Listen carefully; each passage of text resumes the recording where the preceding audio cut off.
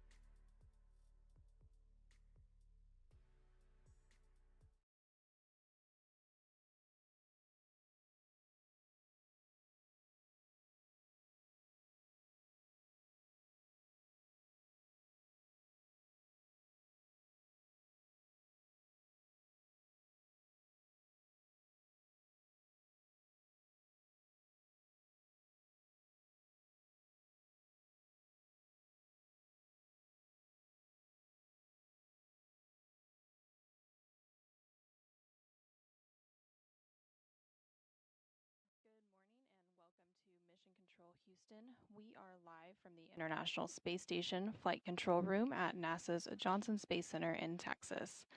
You are currently seeing a live view inside this International Space Station Flight Control Room. Here in Mission Control Houston, the Orbit 1 flight control team is currently on console in support of today's hatch close and undock operations for the Axiom Mission 4 crew, and this Orbit 1 team is being led by Flight Director Allison Bollinger, who goes by the call sign Athena Flight. Today, we will be providing live coverage of hatch close operations for the Dragon Grace spacecraft, which is currently docked to the space-facing port of the space station's Harmony module. Grace will be returning the Axiom Mission 4 crew back to Earth later today, following an 18-day stay aboard the orbiting laboratory. During this time, the crew has been conducting a mission comprised of microgravity research, educational outreach, and commercial activities. Undocking today is scheduled for 6:05 a.m. Central, 7:05 a.m. Eastern, with a splashdown off the coast of California about 22 and a half hours later on Tuesday, July 15th at 4:31 a.m. Central, 5:31 a.m. Eastern. Teams recently conducted another weather briefing ahead of today's departure activities, and weather at the splashdown sites continues to look good to support today's undocking. And the Axiom Mission 4 crew on board station is currently working through procedures to don or put on their spacesuits in preparation for hatch close and undock later today. Again, as the crew works through these procedures, they are being supported by the joint NASA Axiom Space and SpaceX flight control teams on the ground.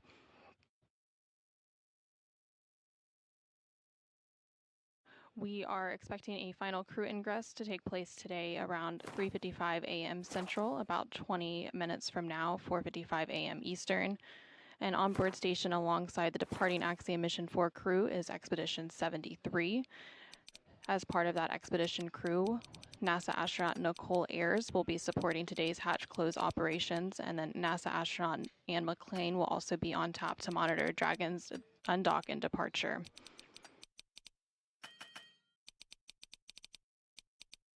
Following final ingress of the crew in about 20 minutes or so, shortly after that step, both the Dragon hatch and the A-Pass hatch on station will be closed, and then depressurization of the vestibule will begin. The vestibule is the area between the Dragon hatch and the A-Pass hatch, which prior to Dragon Grace's docking on Thursday, June 26, was exposed to the vacuum of space.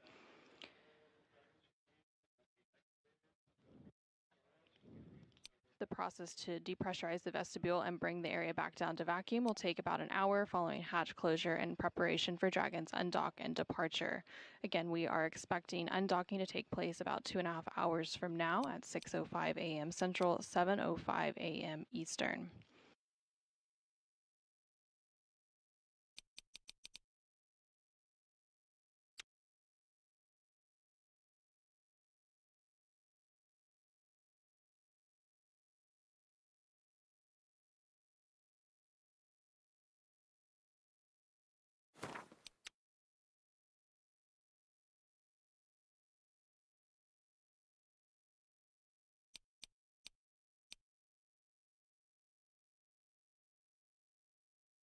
The Axiom mission for crew includes Peggy Woodson, former NASA astronaut and director of human spaceflight at Axiom Space, who is serving as the mission's commander, alongside ISRO, or Indian Space Research Organization astronaut and pilot for the mission, Shubhanshu Shukla. And then the two mission specialists are ESA, or European Space Agency project astronaut Sławosza Uznański of Poland, and Hunor, or Hungarian to orbit astronaut Tibor Kapu of Hungary. The SpaceX Dragon spacecraft carrying the Axiom Mission 4 crew lifted off atop a Falcon 9 rocket at 1:31 a.m. Central. And cargo.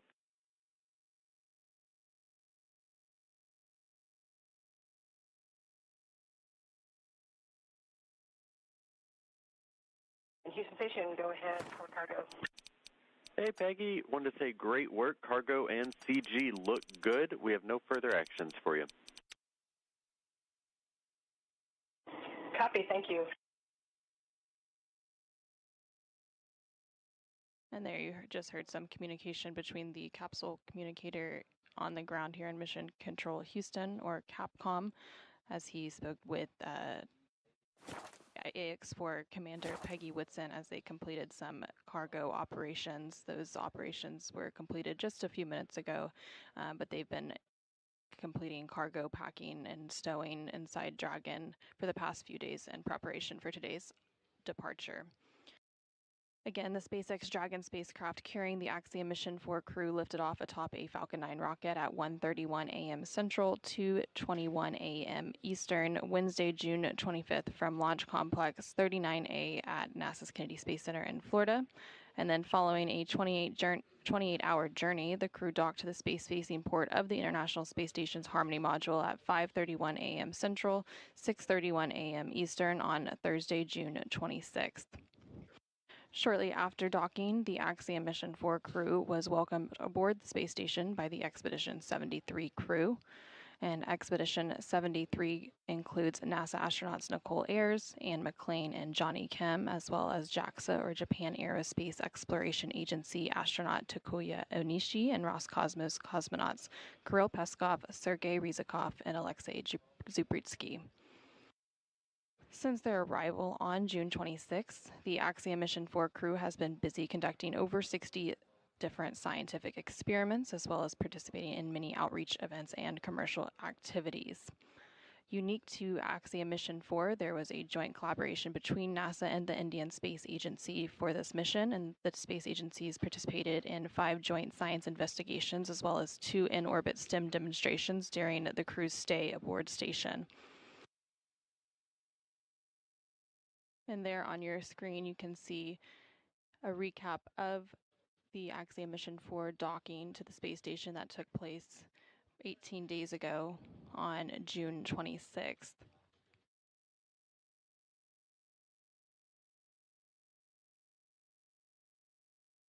Similar to the docking and arrival of the crew a couple of weeks ago, today's departure will be fully autonomous, requiring no action from the crew.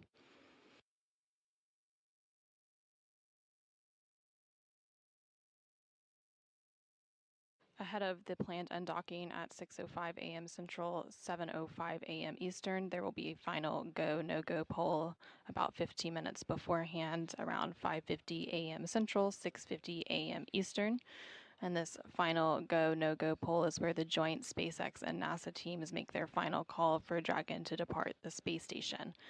Again, this is one of many checkpoints in the return that will continue all the way up until just before the deorbit burn, and it allows mission managers multiple chances to assess the weather at the splashdown zones and make sure everything is lining up before Dragon departs. Again, we heard not that long ago that the weather continues to look good at the splashdown zones for a splashdown tomorrow, July 15th, to continue on our way to undock the Dragon Grace spacecraft. And there on your screen, you're seeing a live look from the International Space Station, the camera pointing towards the hatch of the Dragon spacecraft, and there going into Dragon is Axiom Mission 4 pilot Shubhanshu Shukla.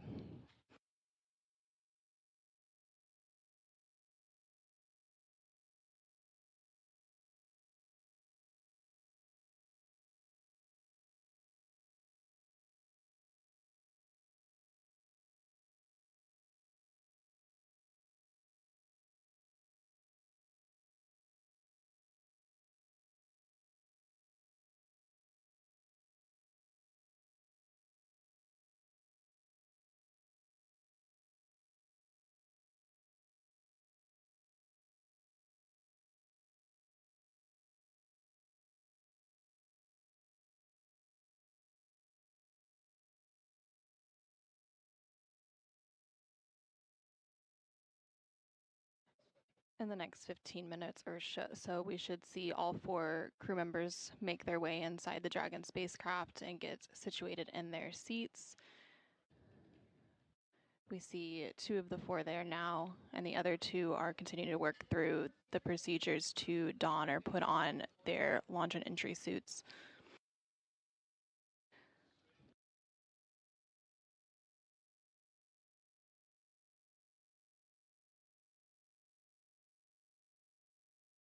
And there on your screen now, you can see Axiom Mission 4 mission specialist Sławosza Wiśniewskiego.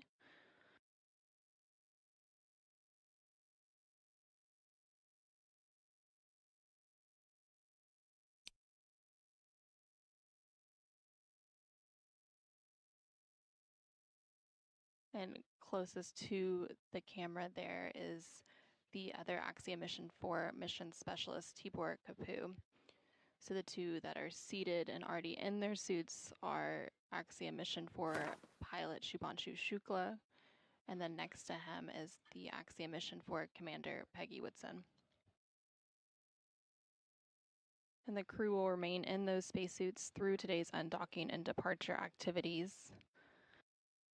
And then following undocking and departure, and once Dragon is safely outside the approach ellipsoid, which is one of several safety zones set up to govern spacecraft arriving and departing the space station, the crew will be able to doff or remove their suits and settle in for the ride home.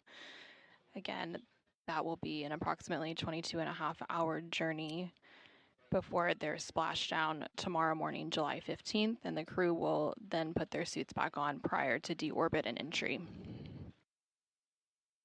Still station on 2 for EDTA blood tubes. With you on 2. Good morning. There is the leftover blood tubes, unused, 6 of them, labeled Axe blood, 10 mil EDTA. Do you have a stowage location for those? I wasn't sure if they were trash, if we're stowing them with us, or should if I float up and get them with Axiom?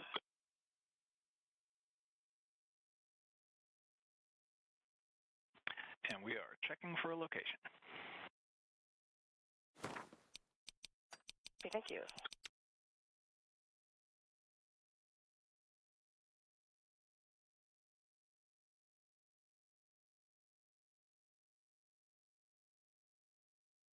For those of you who are just joining us, you are currently seeing a live look inside the Dragon Grace spacecraft. Back with you on 2. Those can be trashed in the current Hartbridge ASB. Happy trash, thanks. You're currently seeing a live look inside the Dragon Grace spacecraft as the Axiom Mission 4 crew prepares for their departure from the International Space Station later today. And we are awaiting the final crew ingress 2 of the crew members already have their spacesuits on, and 2 of them are currently working through those procedures. After that is complete, we should have that final ingress followed by hatch closing, after which the process to depressurize the area between the Dragon hatch and the APAS hatch on station will begin. And then this will set us up for an undocking later today, currently planned for 6:05 a.m. Central, 7:05 a.m. Eastern.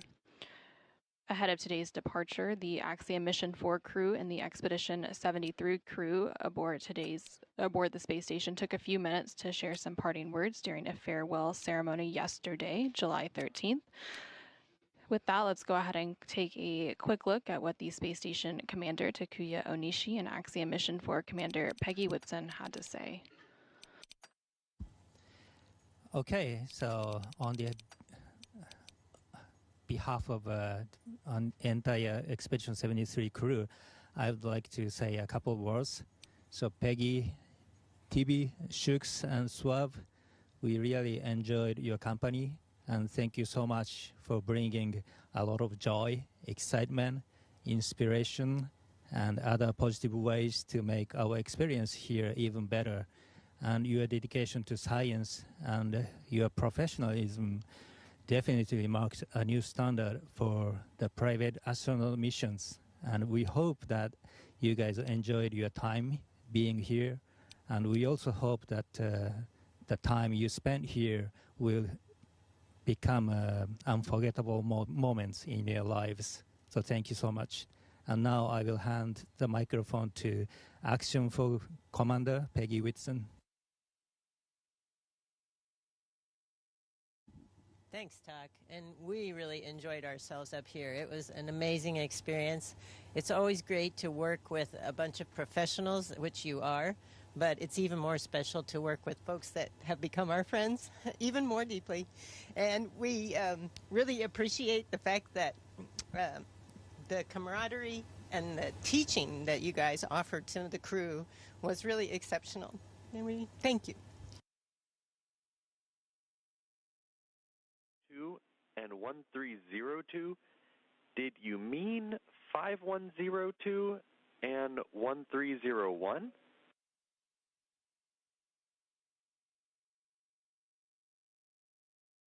Houston, maybe. It's been an early morning, and yes, I juxtapose those two numbers.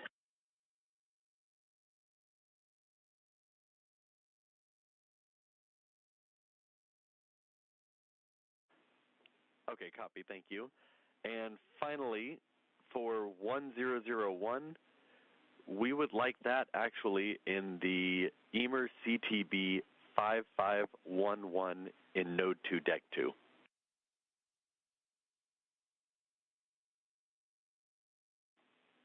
And that's for the ammonia response medical kit. Okay, copy. I will put the ammonia monster response medical kit in 5511, the 1.0 CTBs into the pantry if they're empty, and the 2 halves stay where they're at.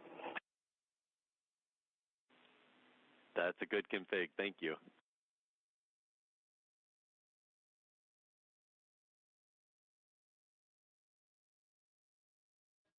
And there you just heard some communication between the Capcom or capsule communicator here in Mission Control Houston and NASA astronaut Ann McClain aboard the space station.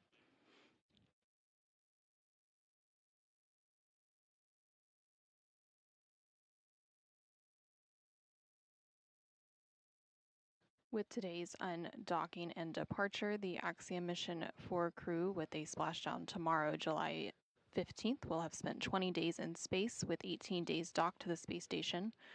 And AX4 Commander Peggy Whitson will have spent 695 total days in space across 5 flights, which will put her at the 7th on the all-time list for cumulative days in space. Since AX4's arrival on Thursday, June 26th, the station has had 11 occupants. Station Houston on Space Ground 2 for any available crew and Node 2 camera.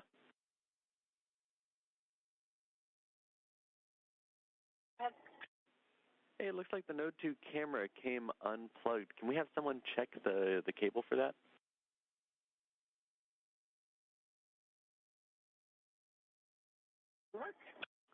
Thank you.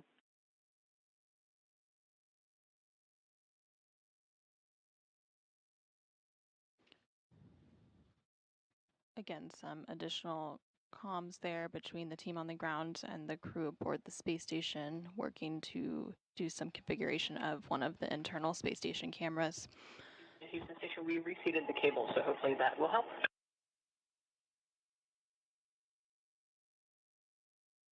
Again, since Axiom missions for arrival on Thursday, June 26th. At Houston Station for PNA3 stowage, 5136 is the Dragon Zenith IMD duct CTV, so it's currently empty, but it won't be here in a minute after Vapor does their activity, so I will leave that one in PMA3. Copy, thank you.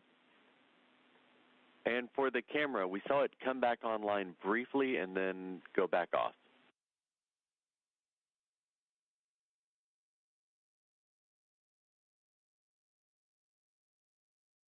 Copy. We're working the connector again.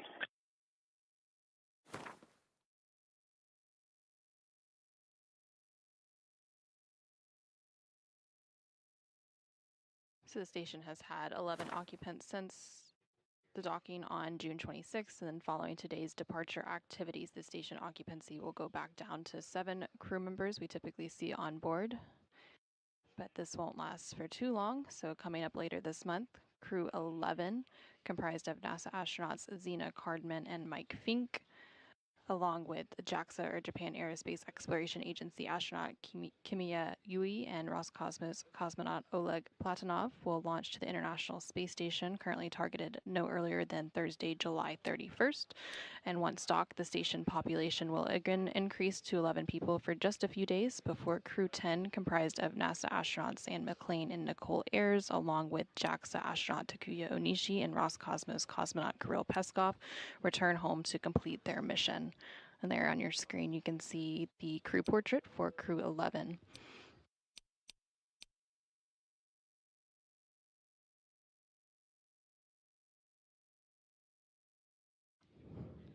Again, there on your screen, you're seeing a live look inside the Dragon Grace spacecraft.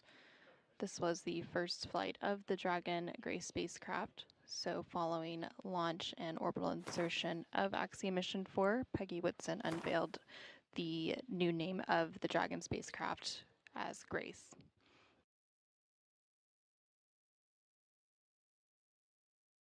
And SpaceX Dragon on the big loop concept from C2.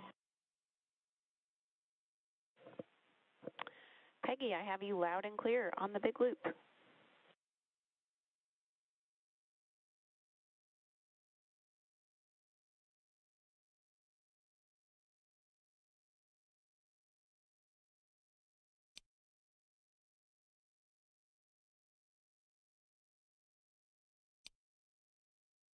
And you just heard some conversation there about configuring the big loop. The big loop is a central communications loop for all teams supporting the operational activities today.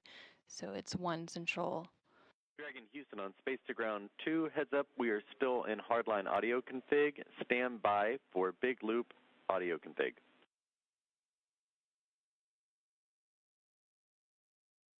Dragon copy. So it's one central loop that the International Space Station Flight Control Team, the SpaceX Flight Control Team in Hawthorne, California, as well as the International Space Station and the Dragon crew can communicate on during the undocking and departure activities. So the teams are currently working to configure that big loop and get it into a operational configuration to depart. Go ahead on 2. Yep, the hatch seal for the Dragon forward hatch has quite a bit of dust on it, so we're going to use the vacuum cleaner and clean it real quick. Just wanted to keep you guys up to date. Copy, thank you.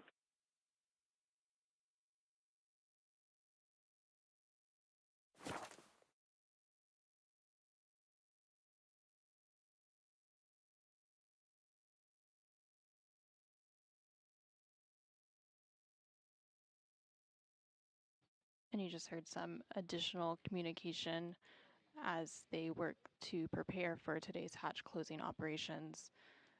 Again, we are expecting hatch closing to take place in the next 15-20 minutes or so.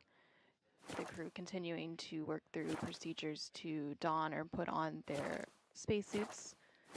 And then once that takes place and all 4 Axiom Mission 4 crew members are seated, that hatch close will begin to take place, and that includes both the hatch on the Dragon side as well as the APAS hatch on the space station side. And NASA astronaut Nicole Ayers is on top aboard space station to assist with the Dragon and space station hatch close operations today, and then for undocking, NASA astronaut Anne McLean will be on top to monitor that from the space station.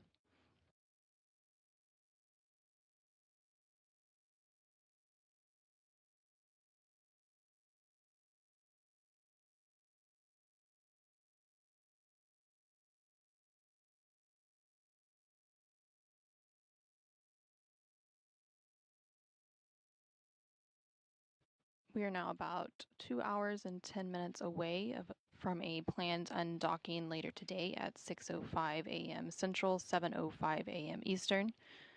Ahead of this planned undocking, there will be a final go, no-go poll at 5:50 a.m. Central, 6:50 a.m. Eastern. Again, this final go, no-go is where the joint SpaceX and NASA teams make their final call for Dragon to depart the space station today. Okay, Dragon cabin configured for departure complete, step 2.9.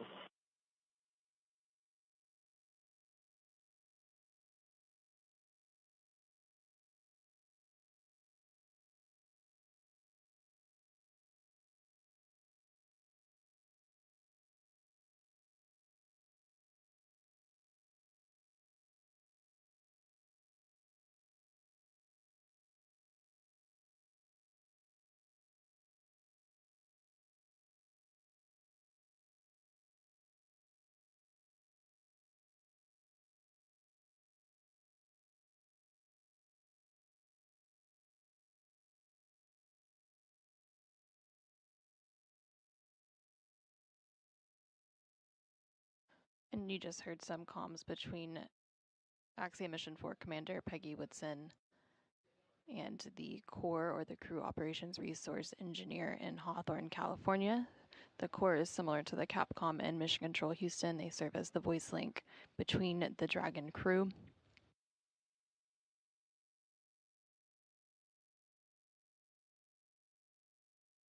Again, after the final go, no-go poll later today, teams will then send the undock command to actually begin the undocking sequence, and that undock command is scheduled to be sent.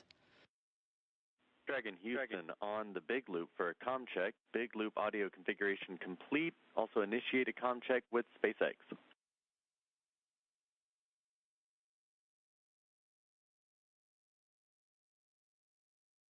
And SpaceX in Houston and station, this is comm check from the Dragon on the big loop. Houston reads you loud and clear. SpaceX also reads you loud and clear on the big loop. And station has you loud and clear on the big loop.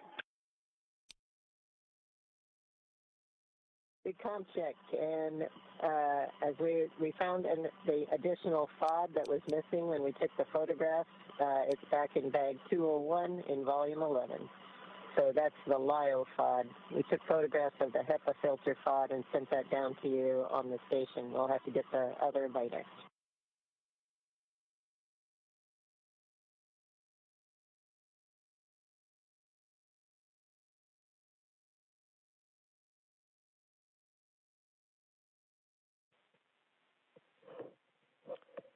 And Peggy, I copied additional LIO FOD placed in bag 201 on the big loop. Good copy.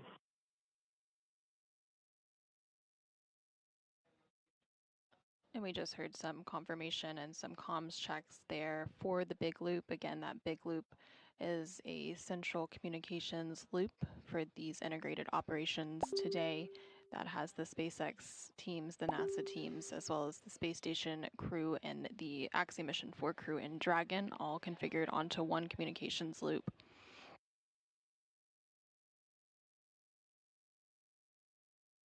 So again, after the final go, no-go poll later today, teams will then send the undock command to actually begin the undocking sequence. That undock command is scheduled to be sent at 6 a.m. Central, 7 a.m. Eastern.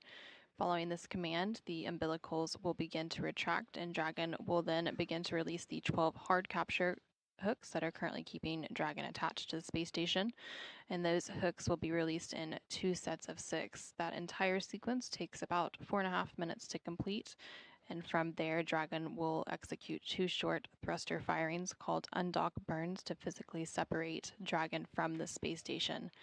Again, we expect that physical separation to take place at around 6:05 a.m. Central, 7:05 a.m. Eastern later today. The next departure milestone after physical separation is depart burn 0, which is the first of 4 departure burns to begin moving Dragon further away from station.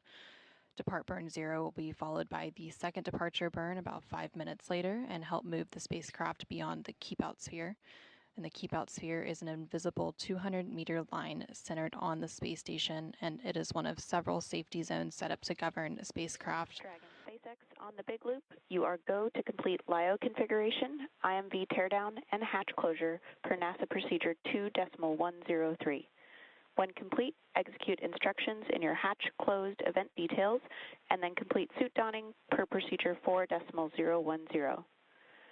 For the LIO cartridge, we will be swapping to cartridge 4.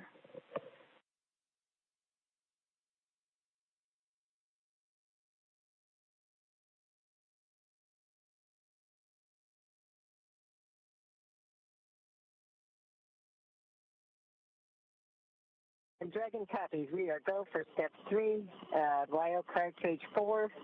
And once we finish those steps, after reporting in, we will continue on the event details.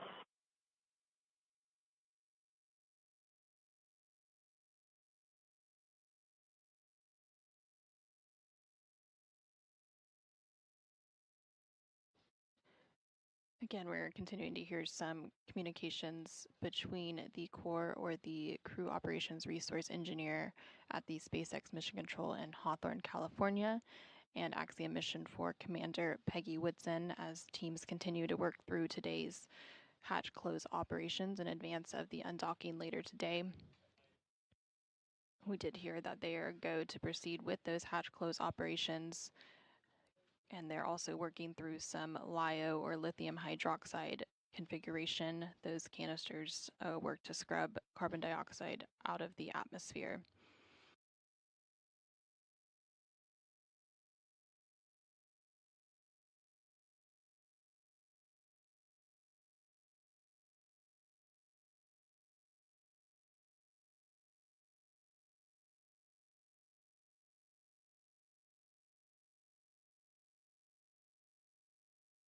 So again, continuing to work through the hatch close preparations in advance of today's undocking.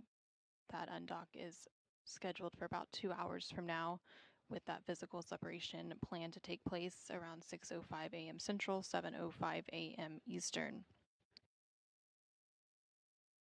After that physical separation, Dragon will execute depart burn 0, and then after that will be the second departure burn about 5 minutes later, which will move Dragon beyond the keep-out sphere.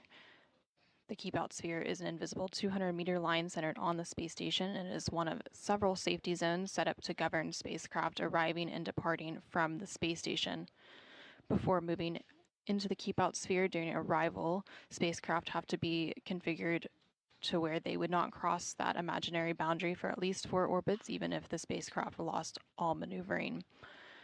After Dragon exits the keep-out sphere, the next milestone will take place about 13 minutes afterwards, and that is when Dragon will exit the approach ellipsoid. And the approach ellipsoid is another imaginary shape similar to the keep-out sphere, but this time it's a 3-dimensional ellipsoid measuring 4 kilometers by 2 kilometers by 2 kilometers. One of the key differences with the approach ellipsoid is that vehicles outside of it have to be on what we call a 24-hour safe free drift trajectory, which means the spacecraft would not cross into the approach ellipsoid for at least 24 hours, even if it lost all maneuvering. And then once the spacecraft exits the approach ellipsoid, joint operations will end and responsibility for the spacecraft and crew. Station on 2 for IDA closeout. Go ahead on 2. Yeah, it looks like they're working step 3 of 2.103. I just want to make sure that I'm go to start coordinating with them for the procedure. A-firm, you are a go.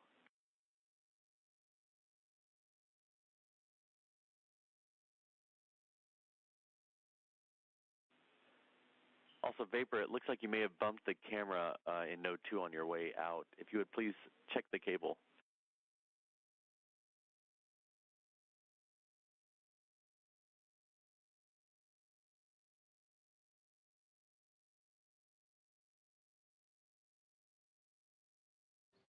And those comms there were between the capsule communicator Capcom here in Mission Control Houston and NASA astronaut Nicole Ayers aboard the International Space Station. Ayers is currently working through the Dragon departure preparation procedures, and we'll continue that all the way through hatch close. And he said, no problem. Just for awareness, that Node 2 Cam 1, I think this is one of the newer cables, so it might be on the camera side that the issue is. So it's one of those connectors that kind of, you go in, you do it a corner turn, and there's a little kind of, I don't even know what to call it, but little piece of metal that kind of goes into the track and then locks the connector in. When it locks the connector in, the connector pulls out slightly.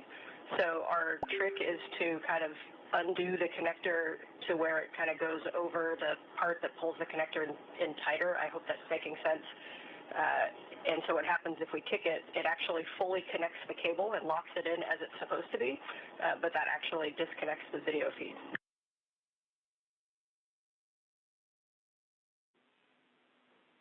Okay, we copy. Thank you for telling us about that. Yes, I can hear it in your voice. It made no sense whatsoever. But hopefully somebody from Photo TV knows what I'm talking about.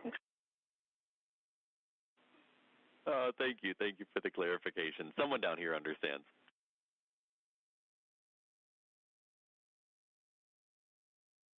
Does anyone out there understand me? Yes, we LIO is installed at 9:04, and the hatch is going closed now. I'll call you when it's complete. And Peggy, I copy 9:04 for LIO cartridge install, hatch closure in progress.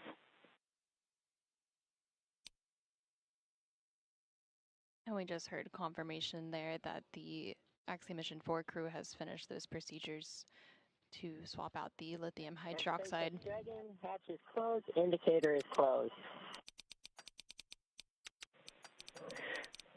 We copy, hatch closed and indicator aligned. And we just have confirmation that the Dragon hatch is now closed at 4:07 a.m. Central, 5:07 a.m. Eastern, to set Dragon and the Axiom Mission 4 crew up for a departure later today. Again, that undock is planned for a little under 2 hours from now at 6:05 a.m. Central, 7:05 a.m. Eastern. Following undock and departure, the crew has a 22.5-hour journey ahead of them in preparation for a splashdown off the coast of California tomorrow, July 15th.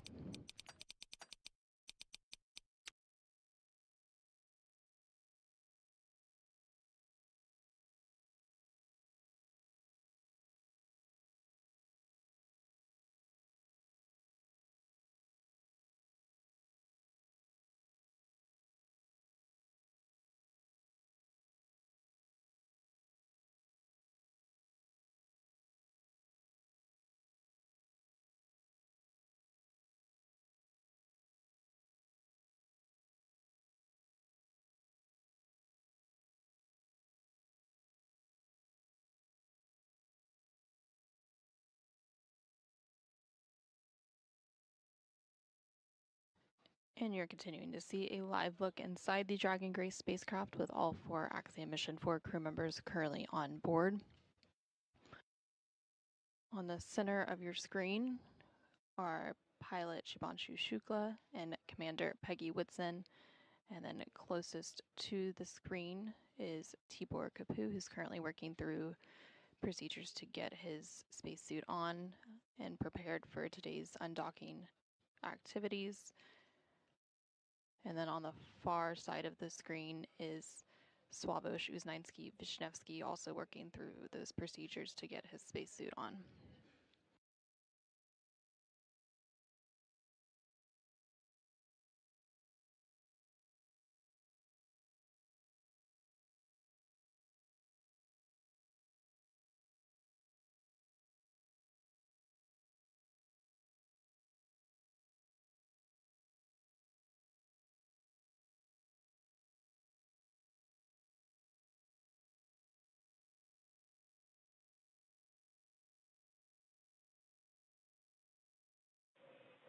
Dragon SpaceX on the big loop, control of cabin air temperature via 4.080 is allowed until pre-chill.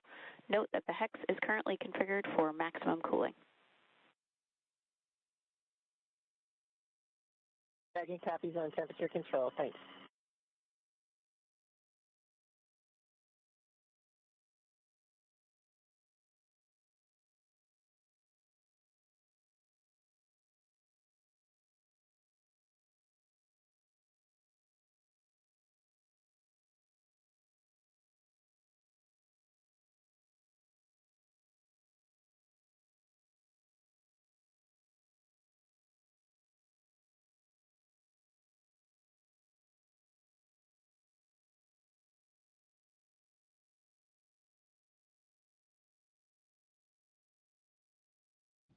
For those of you who are just joining us, we're continuing to bring you live coverage of hatch close operations. Again, we had the hatch closed between Dragon and the space station at 4:07 a.m. Central, 5:07 a.m. Eastern.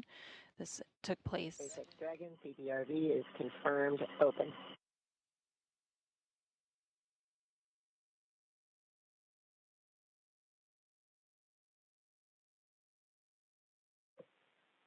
And SpaceX copies, PPRV confirmed open.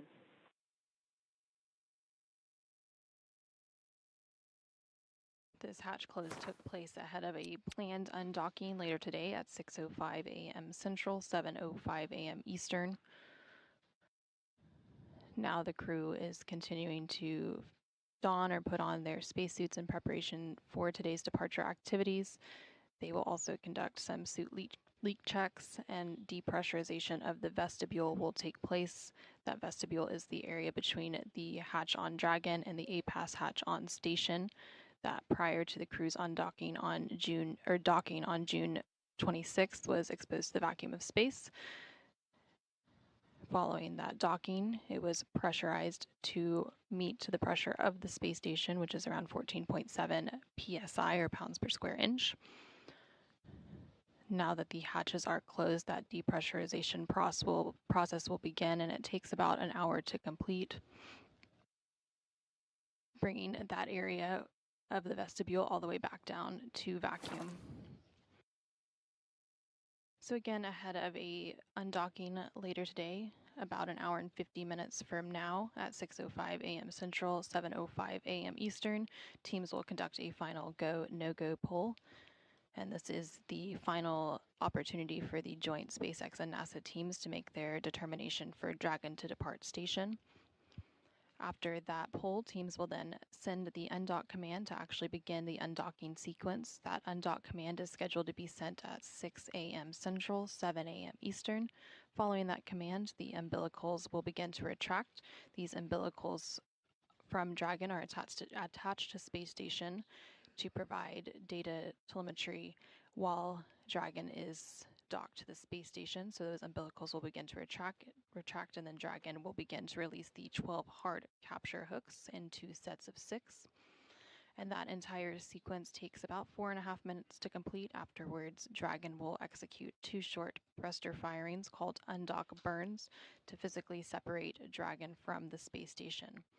Again, we expect that physical separation to take place at 6:05 a.m. Central, 7:05 a.m. Eastern. After Dragon physically separates from the space station, it will execute what is known as Depart Burn 0, which is the first of 4 departure burns to begin moving Dragon further away from the space station. This burn will be followed by the second departure burn about 5 minutes later to help move the spacecraft beyond the keep-out sphere. The keep-out sphere is an invisible 200-meter line centered on the space station, and it is one of several safety zones set up to govern spacecraft arriving and departing from the space station. Before moving into the keep-out sphere, spacecraft have to be configured where they would not cross the imaginary boundary for at least 4 orbits, even if the spacecraft lost all maneuvering. After Dragon exits the keep-out sphere, about 13 minutes later, Dragon will then exit the approach ellipsoid, and the approach ellipsoid is another imaginary shape similar to the keep-out sphere, but this time it's a 3-dimensional ellipsoid measuring 4 kilometers by 2 kilometers by 2 kilometers. One of the key differences with the approach ellipsoid is that vehicles outside of it have to be on what we call a 24-hour safe free drift trajectory, which means the spacecraft would not cross into the approach ellipsoid for at least 24 hours, even if it lost all maneuvering. After the spacecraft crosses the approach ellipsoid, joint operations will end and responsibility for the spacecraft will be handed back to the SpaceX Flight Control Team in Hawthorne, California. Again, just like its approach to the International Space Station, Dragon's departure and deorbit is designed to be fully autonomous, requiring no action from the crew on board. Following today's departure, this will set Dragon and the Axiom Mission 4 crew up for a splashdown off the coast of California tomorrow, July 15th, around 4:31 a.m. Central, 5:31 a.m. Eastern.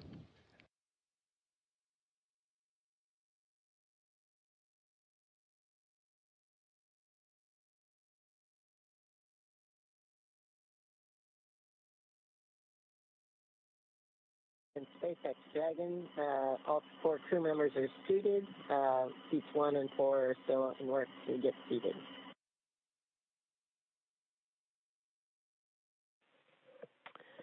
And I copy. All 4 crew members are now suited. Seat 4 is going to get seated soon.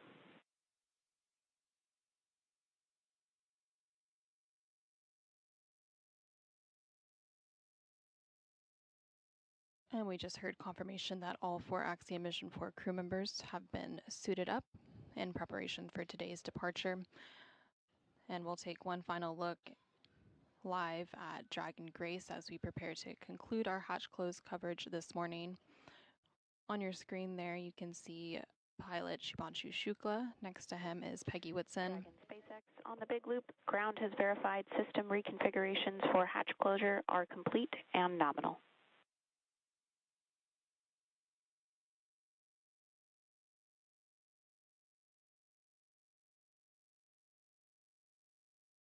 Next to Peggy is Sławosza Wiśniewski, who is talking with Tibor Kapu there on your screen. Again, the hatch between Dragon and the International Space Station was recently closed at 4:07 a.m. Central, 5:07 a.m. Eastern, with all 4 Axiom Mission 4 crew members safely inside and getting prepared for their departure from the International Space Station. We will resume coverage with SpaceX and Axiom Space later today at 5:45 a.m. Central, 6:45 a.m. Eastern for a planned undocking at 6:05 a.m. Central, 7:05 a.m. Eastern. We hope that you'll tune in then, but for now, this is Mission Control Houston.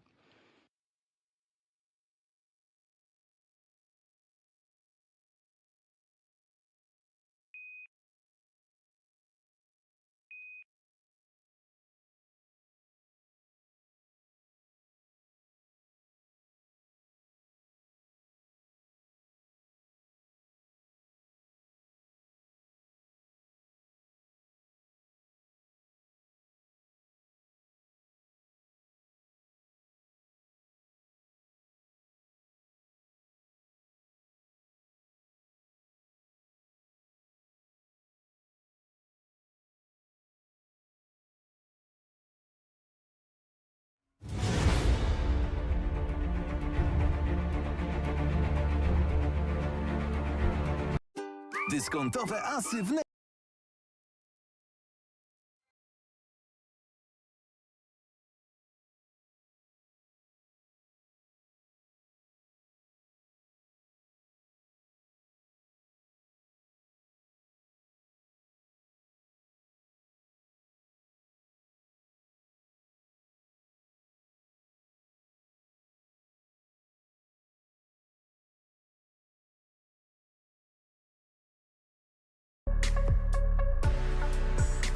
scheduled to be sent at 6 a.m. Central, 7 a.m. Eastern. Following that command, the umbilicals will begin to retract. These umbilicals from Dragon are attached to space station to provide data telemetry while Dragon is docked to the space station. So those umbilicals will begin to retract, and then Dragon will begin to release the 12 hard capture hooks in 2 sets of 6. And that entire sequence takes about 4.5 minutes to complete. Afterwards, Dragon will execute 2 short thruster firings called undock burns to physically separate Dragon from the space station. Again, we expect that physical separation to take place at 6:05 a.m. Central, 7:05 a.m. Eastern. After Dragon physically separates from the space station, it will execute what is known as Depart Burn 0, which is the first of 4 departure burns to begin moving Dragon further away from the space station. This burn will be followed by the second departure burn about 5 minutes later to help move the spacecraft beyond the keep out sphere. The keep out sphere is an invisible 200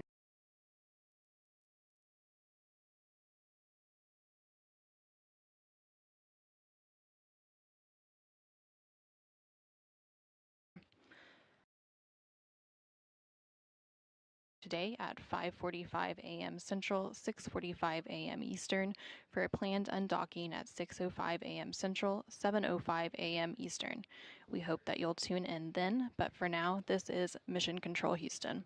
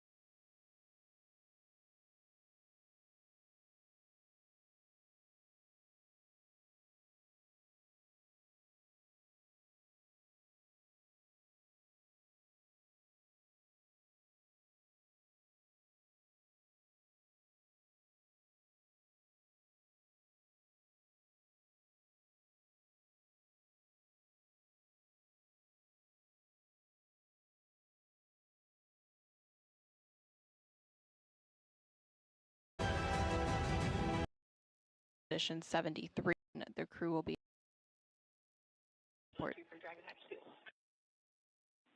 Go ahead on 2. following final ingress of the crew in about 20 minutes or so, shortly after that step. But they've been complaints in the return that will continue all the way up until just before the deorbit burn, and it allows mission managers multiple chances to assess the weather at the splashdown zones and make sure everything is lining up before Dragon departs.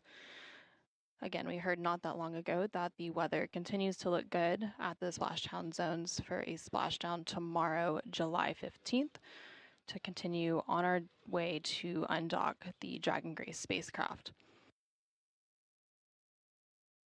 And there on your screen, you're seeing a live look from the International Space Station, the camera pointing towards the hatch of the Dragon spacecraft, and they're going into Dragon is Axiom Mission 4 pilot Shubhanshu Shukla.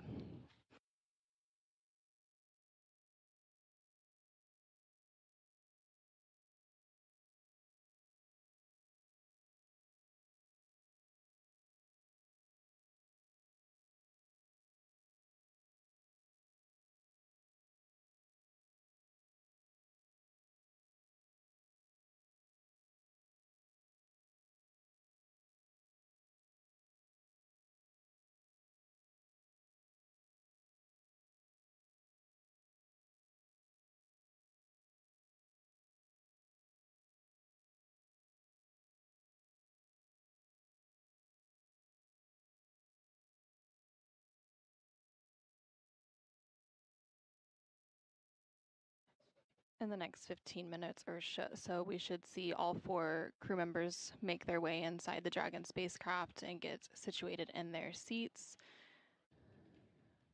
We see 2 of the 4 there now, and the other 2 are continuing to work through the procedures to don or put on their launch and entry suits.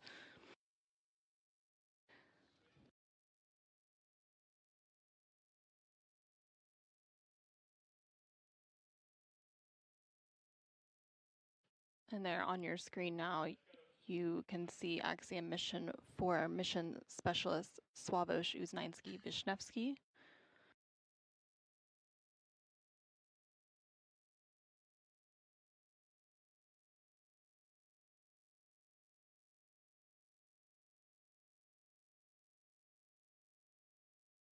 And closest to the camera there is the other Axiom mission for mission specialist Tibor Kapu.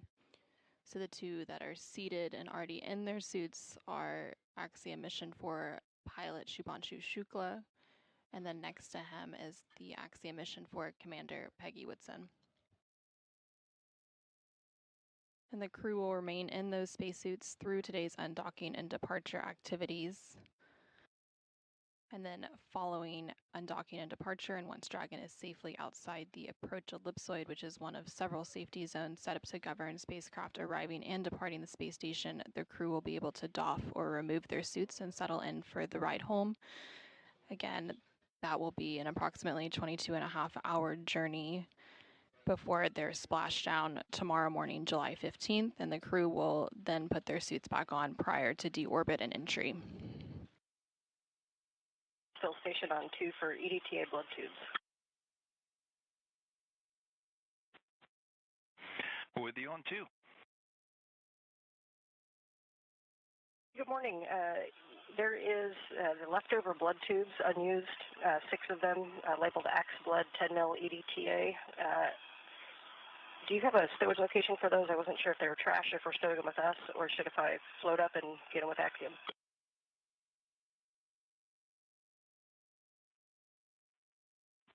And we are checking for a location. Okay, thank you.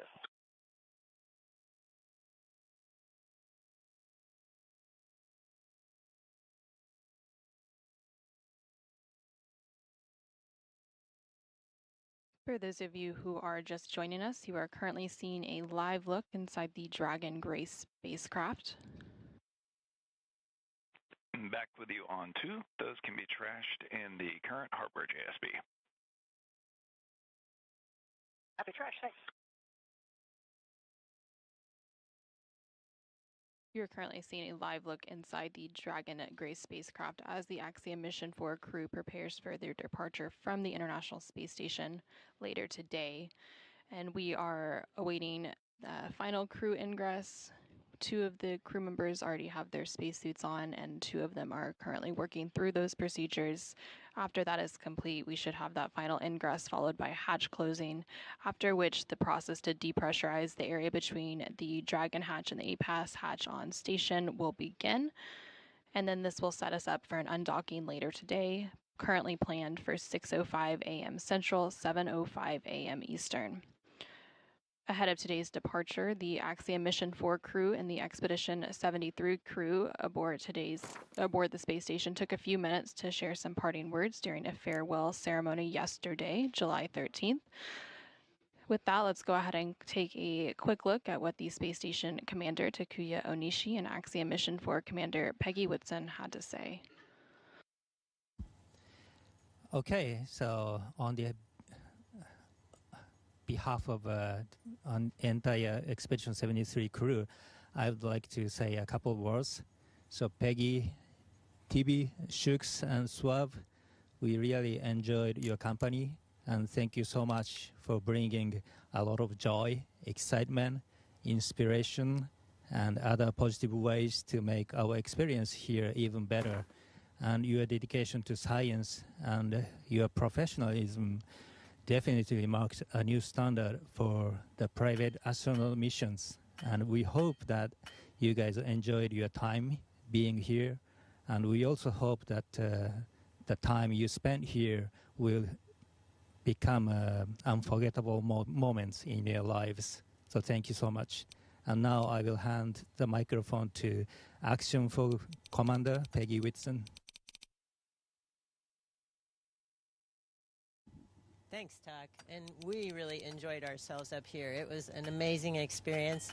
It's always great to work with a bunch of professionals, which you are, but it's even more special to work with folks that have become our friends even more deeply. And we really appreciate the fact that the camaraderie and the teaching that you guys offered to the crew was really exceptional. And we thank you. And 1302, did you mean 5102 and 1301?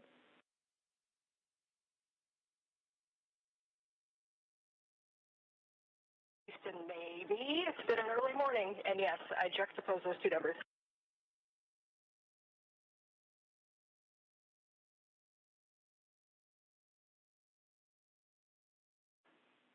Okay, copy, thank you.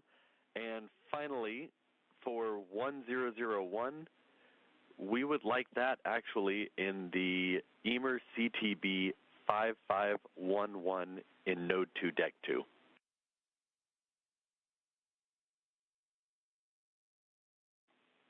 And that's for the ammonia response medical kit.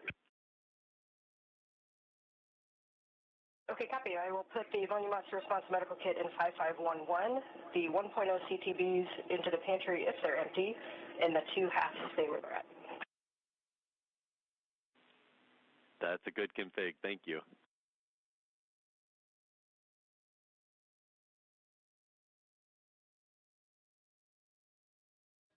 And there you just heard some communication between the Capcom or capsule communicator here in Mission Control Houston and NASA astronaut Anne McLean aboard the space station.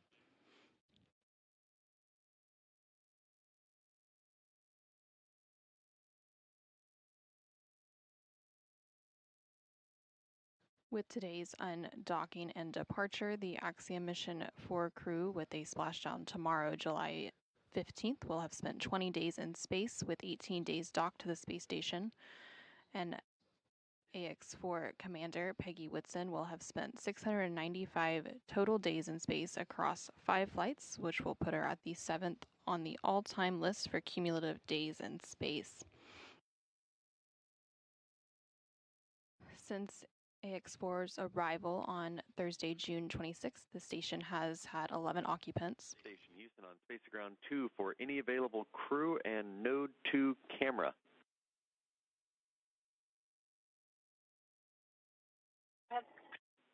Hey, it looks like the Node 2 camera came unplugged. Can we have someone check the cable for that?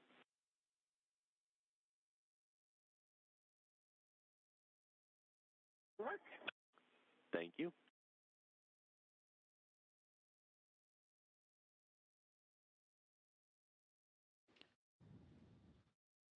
Again, some additional comms there between the team on the ground and the crew aboard the space station, working to do some configuration of one of the internal space station cameras. Houston Station, we reseated the cable, so hopefully that will help.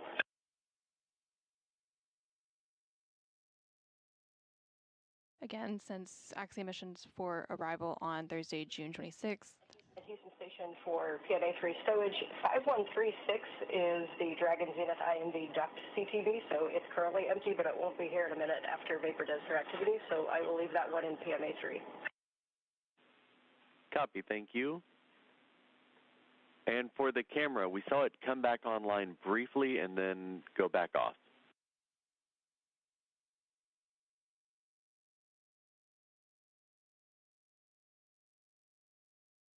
Copy. We're working the connector again.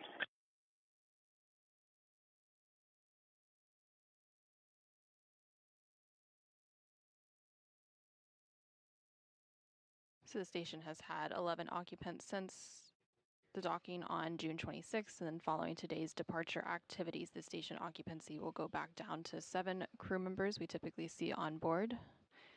But this won't last for too long, so coming up later this month, Crew 11, comprised of NASA astronauts Zena Cardman and Mike Fink, along with JAXA, or Japan Aerospace Exploration Agency astronaut Kimiya Yui and Roscosmos cosmonaut Oleg Platonov, will launch to the International Space Station, currently targeted no earlier than Thursday, July 31st. And once docked, the station population will again increase to 11 people for just a few days before Crew 10, comprised of NASA astronauts Anne McClain and Nicole Ayers, along with JAXA astronaut Takuya Onishi and Roscosmos cosmonaut Kirill Peskov, return home to complete their mission. And there on your screen you can see the crew portrait for Crew 11.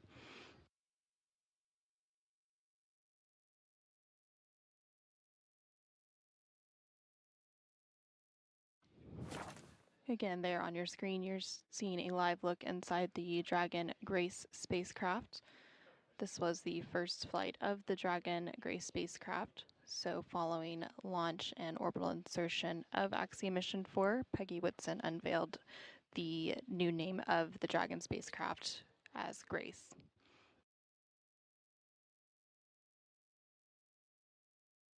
And SpaceX Dragon on the big loop comm check from C2. Peggy, I have you loud and clear on the big loop.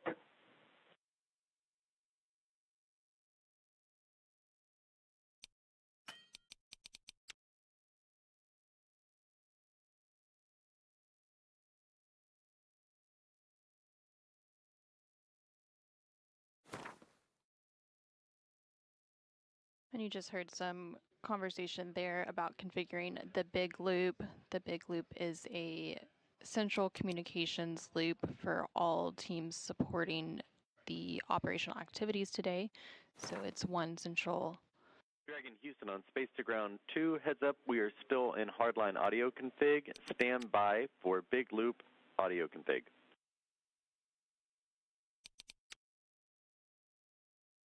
Dragon copy.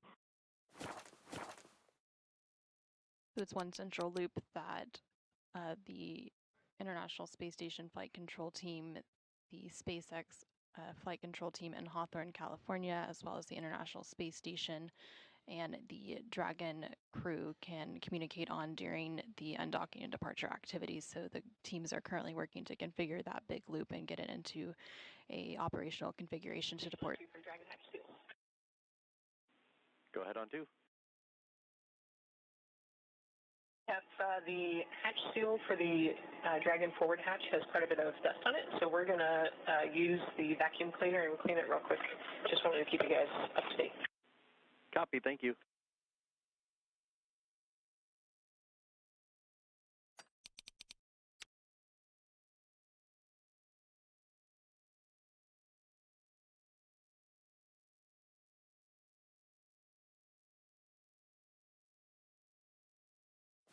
And you just heard some additional communication as they work to prepare for today's hatch closing operations. Again, we are expecting hatch closing to take place in the next 15-20 minutes or so. The crew continuing to work through procedures to don or put on their spacesuits. And then once that takes place and all 4 Axiom Mission 4 crew members are seated, that hatch close will begin to take place, and that includes both the hatch on the Dragon side as well as the APAS hatch on the space station side. And NASA astronaut Nicole Ayers is on tap aboard space station to assist with the Dragon and space station hatch close operations today. And then for undocking, NASA astronaut Anne McClain will be on top to monitor that from the space station.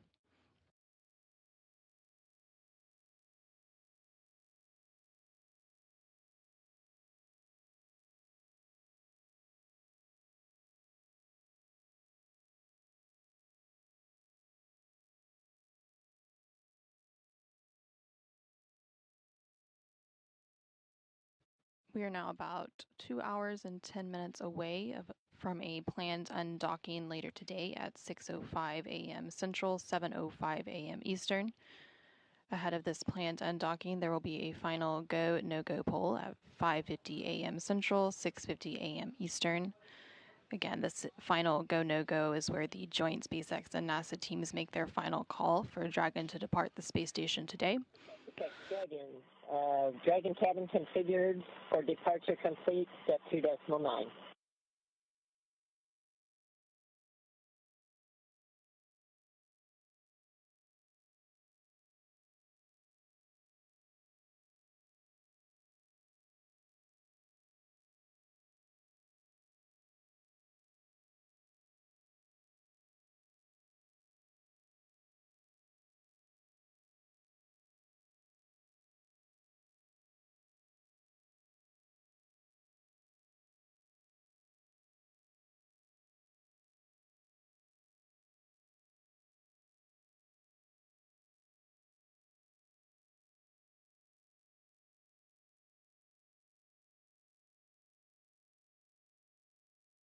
And you just heard some comms between Axiom Mission 4 Commander Peggy Woodson and the Corps, or the Crew Operations Resource Engineer in Hawthorne, California. The Corps is similar to the Capcom and Mission Control Houston. They serve as the voice link between the Dragon crew.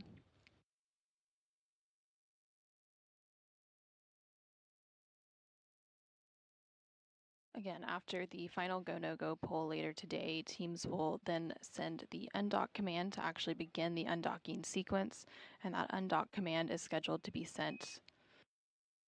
Dragon Houston on the big loop for a comm check. Big loop audio configuration complete. Also initiate a comm check with SpaceX.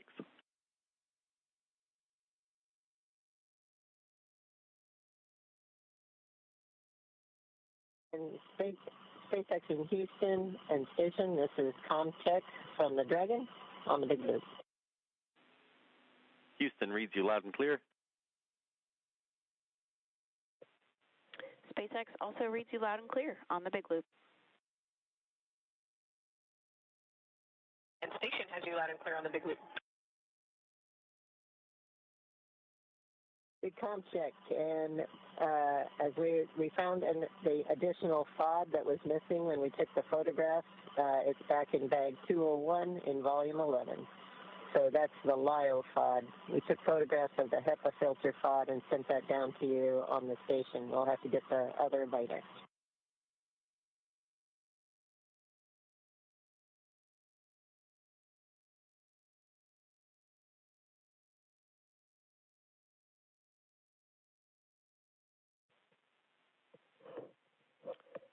And Peggy, I copied additional LIO FOD placed in bag 201 on the big loop. Good copy.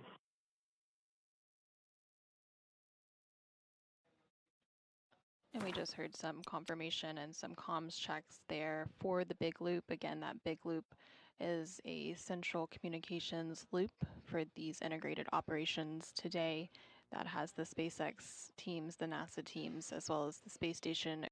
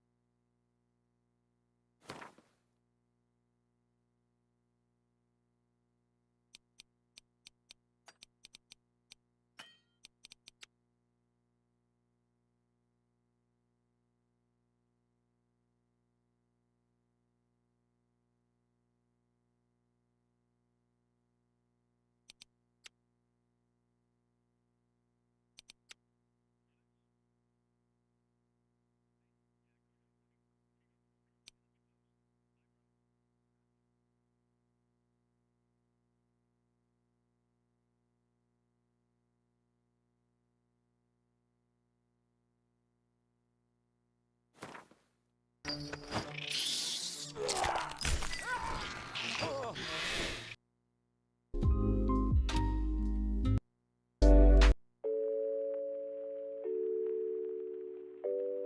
Station on 2, we're going to vacuum the No. 2 overhead hatch seals as well. Houston copies. Thank you.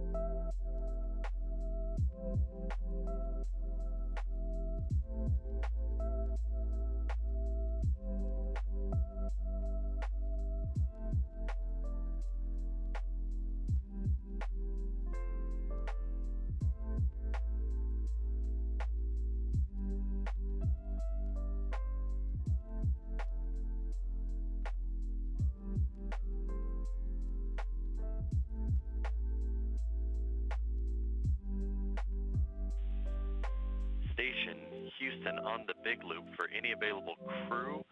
Due to Node 3 condensation concerns, we'd like someone to go ahead and close the cupola shutters now if possible. He copies in work. Thank you.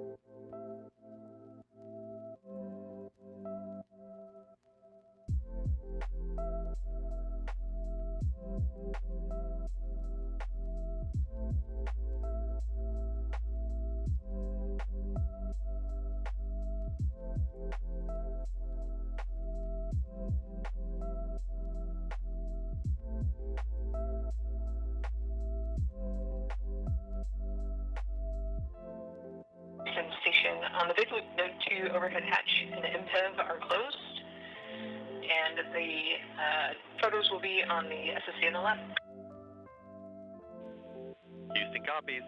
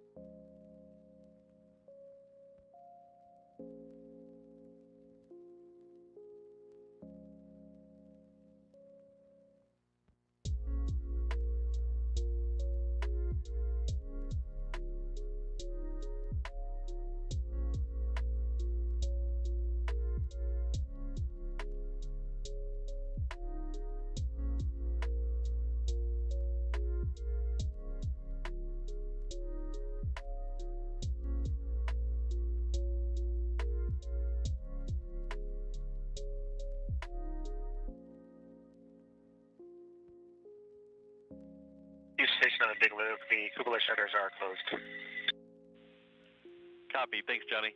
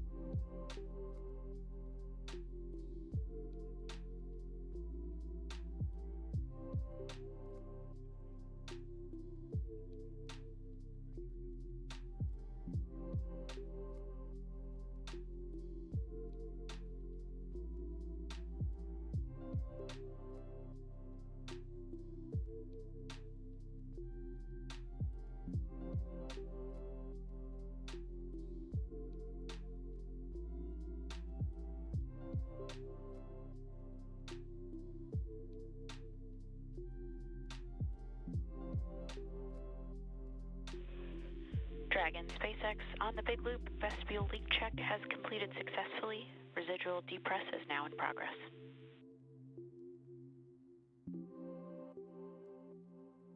Dragon copies.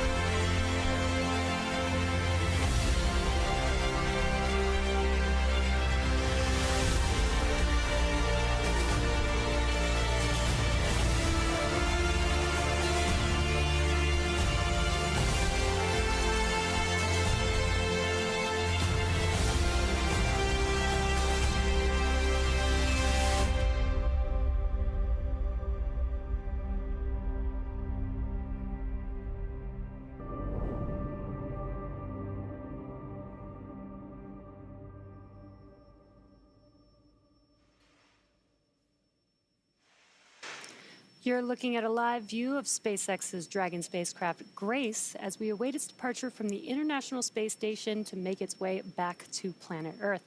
We expect Dragon to push away from the space station at 4:05 a.m. Pacific Time or 7:05 a.m. Eastern Time with the crew of Axiom Mission 4, who spent nearly 18 days living and working on board the space station. In preparation for departure this morning, the AX-4 crew suited up and the hatches on Dragon and on station were sealed. Hello, everyone. My name is Jesse Anderson, a senior production and engineering manager here at SpaceX in Hawthorne, California. And I'm John Rackham with Portable Life Support Systems for Axiom Space based in Houston, Texas. Now, this has been a very successful mission on station, with each crew member navigating a very full slate of activities over the last 18 days, including over 60 scientific studies and more than 20 outreach events. Today's live coverage marks the end of our joint efforts with NASA on board the International Space Station and the beginning of our crew's return home. This webcast will follow the crew's departure from the space station and conclude once they have exited the approach ellipsoid, which is an imaginary outer boundary of the orbiting laboratory. Then on Tuesday, Axiom Space and SpaceX will pick up with live coverage of the next phase of the AX-4 crew's return home, starting about an hour before splashdown. Splashdown is currently targeting July 15th at 2:30 a.m. Pacific Time or 5:30 a.m. Eastern. So be sure to tune in tomorrow as we share the conclusion of this mission. And for those of you following along, the AX-4 crew consists of Commander Peggy Whitson, pilot Shubhanshu Shukla of India, and mission specialists Sławosza Uznański of Poland and Tibor Kapu of Hungary. This Earthbound crew originally lifted off from Launch Pad 39A at Kennedy Space Center on Wednesday, June 25th, and arrived at the International Space Station approximately 28 hours later. Now, once docked to the space station, the AX-4 crew was welcomed aboard by the Expedition 73 crew. And after a brief welcome ceremony that included Commander Whitson awarding Shuks, Sławosza, and Tibor with their orbital astronaut pin, the crew quickly got to work. Now, over the last 2 weeks, it has been such a joy and privilege to see our colleagues, our friends, working through their mission objectives and sharing their stories with groups around the world and making such an impact for their respective countries from space. Now, speaking for the Axiom Space teams, we could not be more proud of this crew and everything that they've accomplished. So there are certainly a lot of hugs and handshakes waiting for them when they get home, as well as some well-deserved rest. But before that happens, we get to share their journey back to Earth with all of you, starting right now. Now, ahead of departure, our teams look at a number of weather items. Some of the obvious ones are no rain or chance of lightning in the recovery zone, both for the safety of the crew inside the spacecraft and the recovery teams on the water. Now, we're also looking for wind speeds less than 10 miles per hour and relatively calm seas so that we can safely perform recovery operations, which includes landing a helicopter on the recovery ship to fly the crew back to shore. Now, once Dragon departs station, the crew's flight home is expected to last approximately 22.5 hours. Dragon will also execute a phasing burn to lower its orbit and line the spacecraft up with its landing locations. These 4 departure burns will gradually increase the distance between the spacecraft and the space station. Dragon will also execute a phasing burn to lower its orbit and line the spacecraft up with its targeted landing location. Then the action starts to pick up pace with trunk separation, closure of the nose cone, a deorbit burn, re-entry, deployment of the drogue and main parachutes, and then finally splashdown off the coast of California. The crew will then get picked up at sea by one of SpaceX's recovery vessels. And at that point, the Axiom 4 crew will undergo their first medical checks while aboard the recovery vessel before flying on that helicopter back to land. And from there, the crew will be flown to Houston, Texas, where they'll be reunited with their teams. And this welcome home moment, in many ways, will mark the conclusion of the operational phases of this mission. And guiding us through the action today as Dragon departs station is Anna Schneider with NASA Communications at NASA's Johnson Space Center in Houston, Texas. How's it going, Anna? Hey, Jesse and John, it's good to be with both of you, and welcome to Mission Control Houston at NASA's Johnson Space Center. We're currently live in the International Space Station Flight Control Room, where the Orbit 1 team of flight controllers are being led by NASA Flight Director Allison Bollinger. Earlier this morning, we brought you live coverage of hatch closure, during which the Axiom Mission 4 crew suited up, re-entered Dragon, and closed the hatch between the International Space Station and the Dragon spacecraft. That hatch closure took place at 4:07 a.m. Central, 5:07 a.m. Eastern. Since that time, the process to depressurize the area between the Dragon hatch and the A-Pass hatch on station known as the Vestibule took place and was recently completed. And now we're waiting undocking in just a little bit, and we will be looking ahead to the go, no-go poll for undocking here in just a few minutes, around 5:50 a.m. Central, 6:50 a.m. Eastern. This final go, no-go poll is where the joint SpaceX and NASA teams make their final call for Dragon to depart the space station. This is one of many checkpoints in that return that will continue all the way up until just before the deorbit burn, giving mission managers multiple chances to assess the weather at the splashdown zones and make sure everything is looking good before Dragon departs. The Axiom Mission 4 crew members, Peggy Whitson, Shubhanshu Shukla, Sławosza Uznański-Wiśniewski, and Tibor Kapu are now suited up and standing by for undocking to begin their journey back home to Earth. So again, we'll continue to stand by for that final go, no-go poll in just a couple of minutes, but for now, everything continuing to look good for today's undocking and departure of Axiom Mission 4.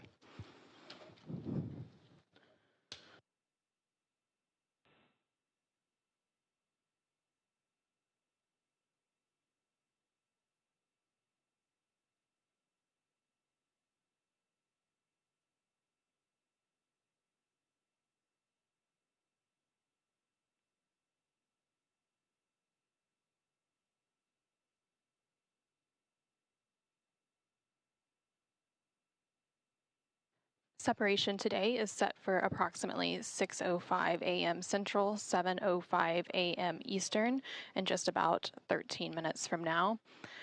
At the moment, Dragon is in its final configuration before undocking, and again, we are waiting for flight controllers here in Mission Control Houston, along with the SpaceX flight control team in Hawthorne, California, to conduct their final go, no-go poll on whether to move forward with the undocking procedure. Now, just like during its approach to the International Space Station, Dragon's departure in deorbit is designed to be fully autonomous, requiring no action from the crew on board. The undock command will be sent at 6 a.m. Central, 7 a.m. Eastern to begin that autonomous sequence. The first step in the automatic undocking sequence is for the umbilicals to retract. These umbilicals connect Dragon systems to the space station, transferring power, telemetry, and commands between the two vehicles throughout Dragon's stay. Once that's complete, Dragon will unlatch itself from the space station by releasing the 12 hard capture hooks in 2 separate phases. All of that combined will take roughly 4.5 minutes, and then Dragon will be ready to depart from the space station and begin to push itself further and further away using its thrusters.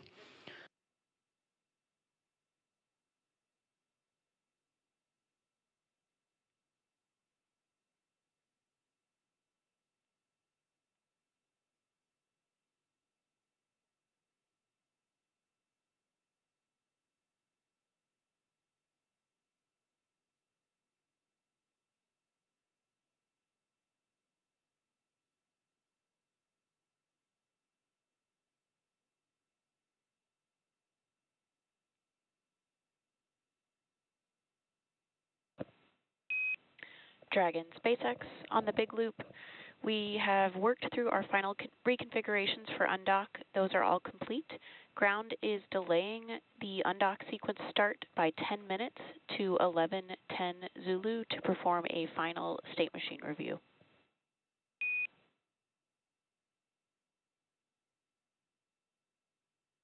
Dragon copies, 11:10 Zulu for undock departure time.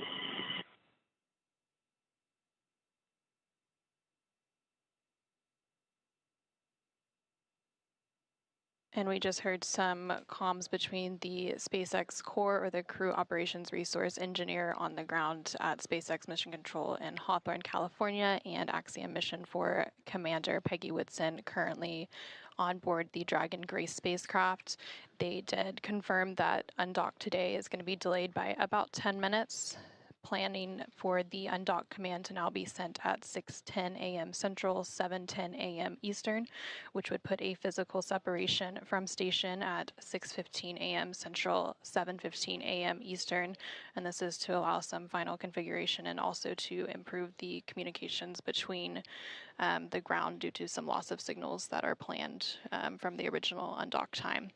And the undock window for today does run for about an hour, so the latest that the undock command can be sent is 7 a.m. Central, 8 a.m. Eastern, so there's still plenty of margin to continue through the undocking procedure today.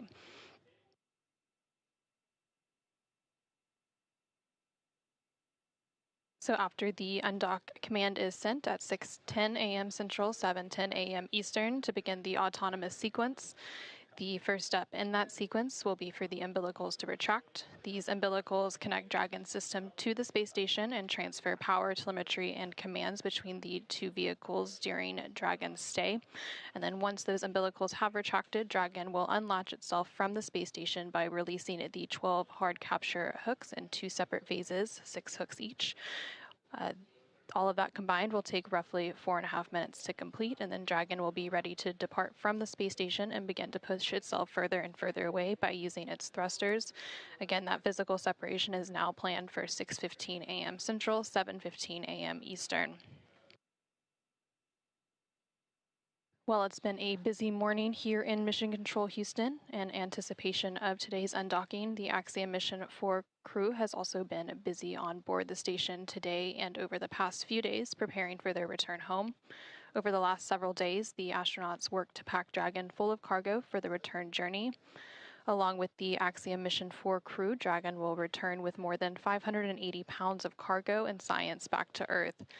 This cargo includes 60 scientific experiments, some hardware, and other items. All of this cargo will then get offloaded after the SpaceX recovery teams get the crew out following splashdown. Again, that splashdown is targeted for tomorrow, July 15th. And then once the cargo is offloaded, the scientific samples will be sent to researchers for final analysis.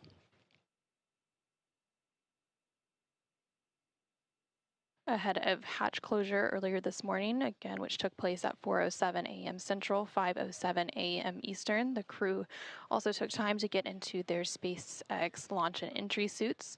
They got those all unpacked and ready for the journey home, and then they suited up. Once they were suited up, that hatch closure took place, and then a depressurization of the vestibule occurred. The vestibule is the area between the Dragon hatch and the APAS hatch on station. This depressurization process lasted about an hour to bring the vestibule down to vacuum in preparation of Dragon's departure, and then a series of leak checks were conducted. During the hatch close operations earlier this morning, the teams also configured what is known as the Big Loop, and this is an integrated communications loop with NASA's Mission Control team here in Houston, along with SpaceX's Mission Control team in Hawthorne, the crew on board the International Space Station, and the Axiom Mission 4 crew currently inside the Dragon Grace spacecraft.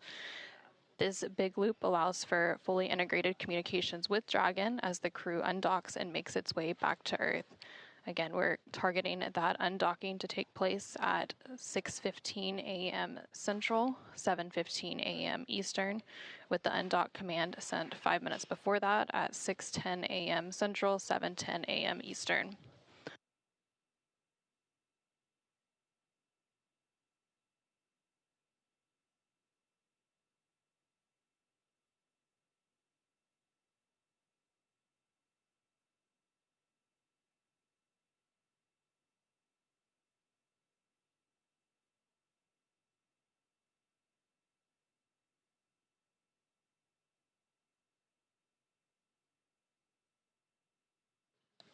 Again, we are continuing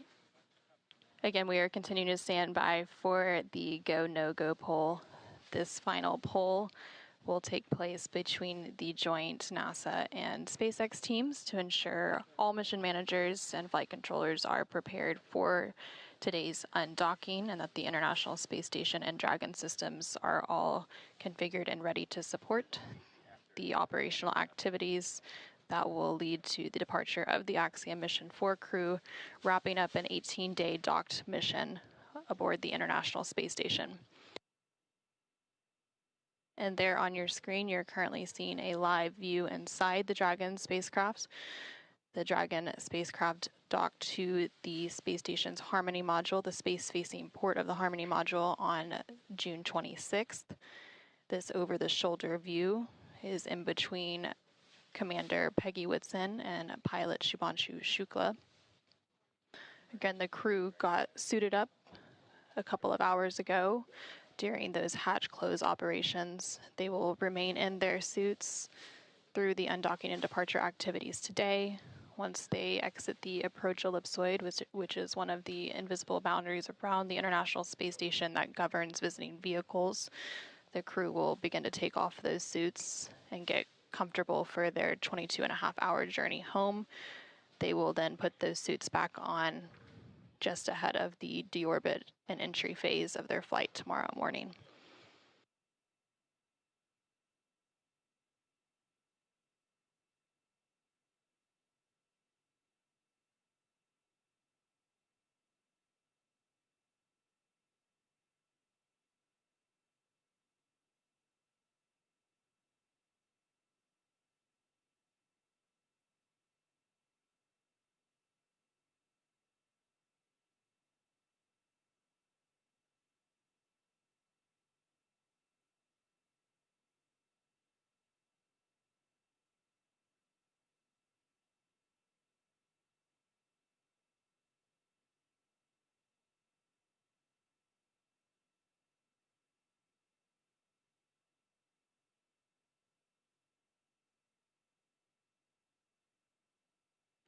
Since launching to the International Space Station on June 25th, the crew has spent a total of 20 days in space. 18 of those days were spent docked to the International Space Station conducting research and outreach activities. Commander Peggy Whitson, and also a former NASA astronaut, following this mission and splashdown tomorrow morning, will have spent 695 days in space across 5 flights, which places her 7th on the all-time list for cumulative days in space. Again, we are continuing to stand by for that final go, no-go poll. For those of you who are just joining us, we are providing live coverage of the Axiom mission for undocking and departure activities. The undocking is now slated to take place at 6:15 a.m. Central with physical separation, 7:15 a.m. Eastern. Following that separation, there will be a series of departure burns. After the second departure burn, known as Depart Burn 1, Dragon will then exit the keep-out sphere. That will take place around 6:21 a.m. Central, 7:21 a.m. Eastern. About 13 minutes after that keep-out sphere exit will be the approach ellipsoid exit around 6:34 a.m. Central, 7:34 a.m. Eastern, which will set Dragon and the Axiom Mission 4 crew back on their journey home to Earth.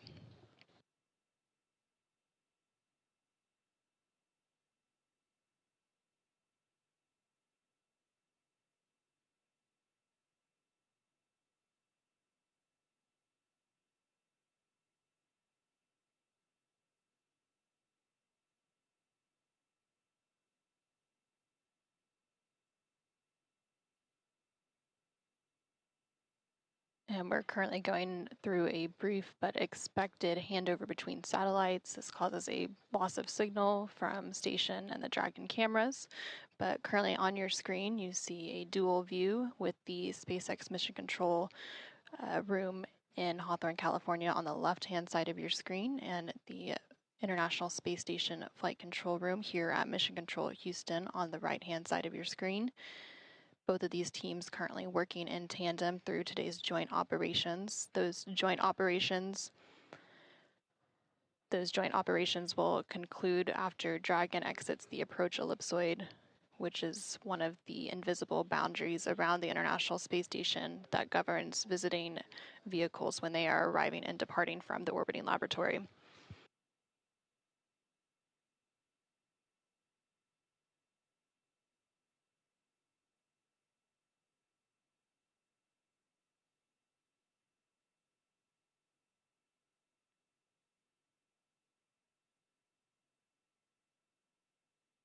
And we are now about 5 minutes away from the New undocking command time, that time is slated for 6:10 a.m. Central, 7:10 a.m. Eastern.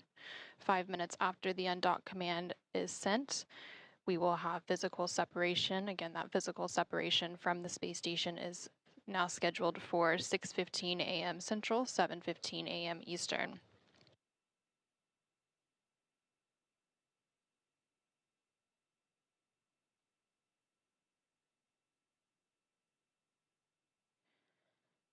And just like during its approach to the International Space Station, Dragon's departure and deorbit is fully autonomous, requiring no action from the crew on board. Once the undock command is sent in just about 4 minutes from now, that will begin that autonomous sequence, and the first step is for the umbilicals to retract. That will be followed by the hooks opening. There are 12 total hooks. Those will open in 2 separate phases of 6. And then we will have that physical separation following 2 short undock burns.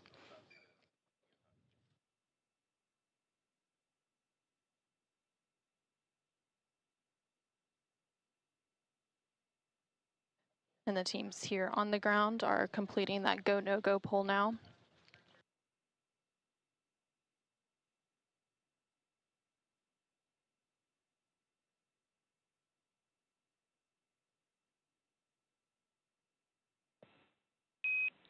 Dragon SpaceX on the big loop, ground is go for undocking.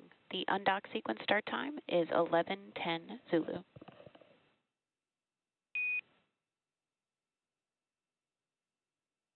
Copy, 11:10 Zulu. Advisors are closed and secured, and we are go for undock.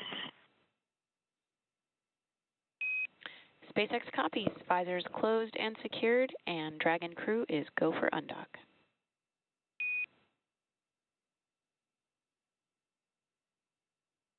And we just heard confirmation there that the teams on the ground, as well as the Axiom Mission 4 crew currently on Dragon and ready for their departure from station, are all go to proceed with today's undocking and departure. So with that go, we are now just awaiting the undocking sequence to actually begin. Again, that undock command is scheduled to be sent in just about 2 minutes from now at 6:10 a.m. Central, 7:10 a.m. Eastern. And once that command is sent, it'll take about 5 minutes for Dragon to separate from the International Space Station, with physical separation planned for 6:15 a.m. Central, 7:15 a.m. Eastern. Dragon's initial departure from station is a little different from other docked vehicles like the Soyuz that rely on springs to push them away from the docking port. Dragon will actually execute 2 short thruster firings called undock burns to physically separate using a combination of the 12 Draco engines around the base of the spacecraft, with the first breaking any stiction between Dragon and the docking port, and the second slowly backing the spacecraft away from the station's Harmony module. Following physical separation, we will have depart burn 0, which is the first of 4 departure burns to begin moving Dragon further away from station. Depart burn 0 will be followed by the second departure burn about 5 minutes later and help move the spacecraft beyond the keep-out sphere. The keep-out sphere is an invisible 200-meter line centered on the space station, and it is one of several safety zones set up to govern spacecraft arriving and departing the space station. Before moving into the keep-out sphere, spacecraft have to be configured where they would not cross the imaginary boundary for at least 4 orbits, even if the spacecraft lost all maneuvering. About 13 minutes after exiting the keep-out sphere, the Dragon will then exit the approach ellipsoid, which is another imaginary shape, this time a 3-dimensional ellipsoid measuring 4 kilometers by 2 kilometers by 2 kilometers in the same family as the keep-out sphere. One of the key differences with the approach ellipsoid is that vehicles outside of it have to be on what we call a 24-hour safe free drift trajectory, which means the spacecraft would not cross into the approach ellipsoid for at least 24 hours, again, even if it lost all maneuvering. Again, we are now standing by for that undocking sequence to begin in just a few moments at 6:10 a.m. Central, 7:10 a.m. Eastern. Dragon SpaceX on the big loop, undock sequence commanded.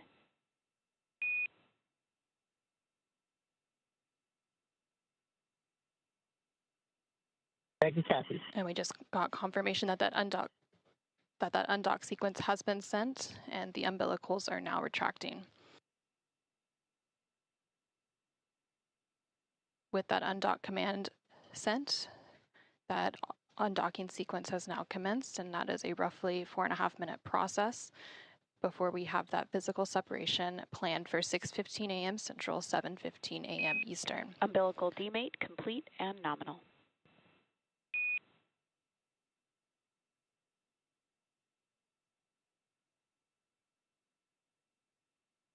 And we have confirmation that those umbilicals have demated or detached from the space station, and the first set of hooks is now traveling. Again, there are 2 sets of 6 hooks for a total of 12 hard capture hooks that have to unlatch and drive open. After all 12 of those hooks are open, we will then have those very short thruster firings known as undock burns to physically separate from station.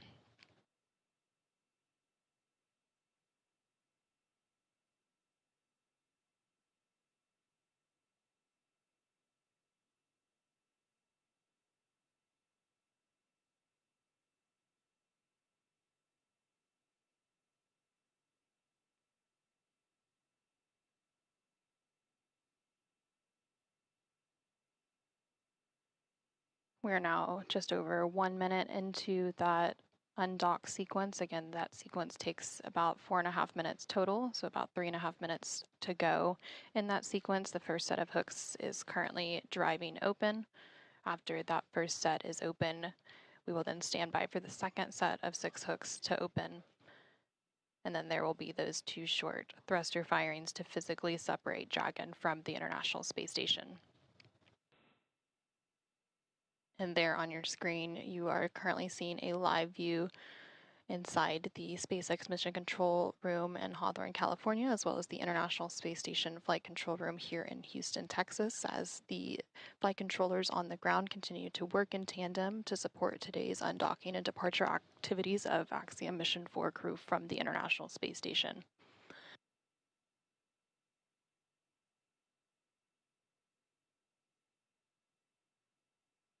And we are currently in a handover period between satellites, which is why we don't currently have live views of Dragon from space station. First set of hooks open and nominal.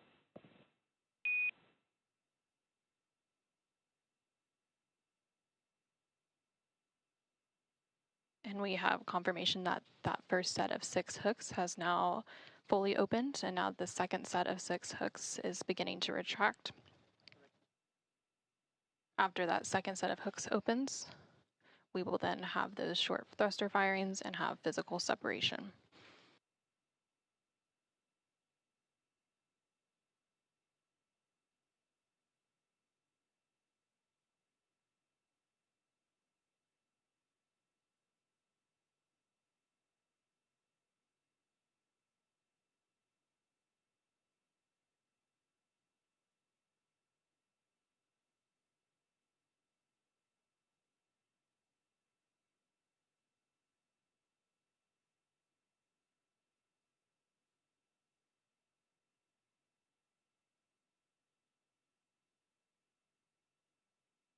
We are now about 4 minutes into that autonomous undocking sequence that began at 6:10 a.m. Central, 7:10 a.m. Eastern.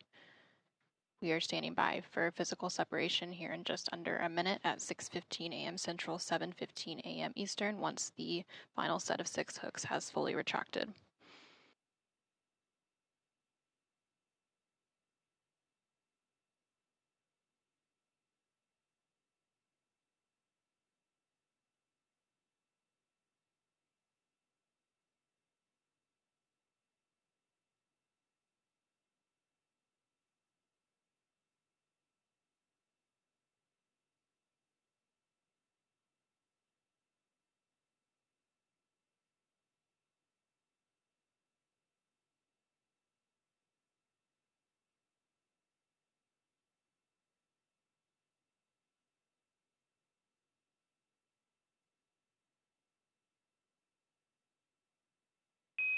All hooks now open and nominal.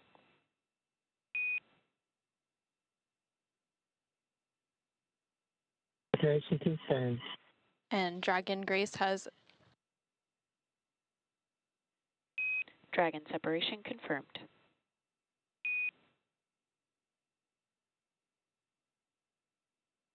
And Dragon Grace has officially undocked from the International Space Station at 6:15 a.m. Central, 7:15 a.m. Eastern, as the orbiting laboratory was flying 260 statute miles over the east coast of India.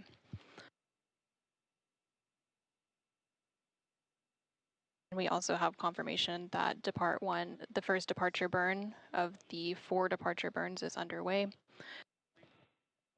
And that first departure burn has completed. Performance nominal.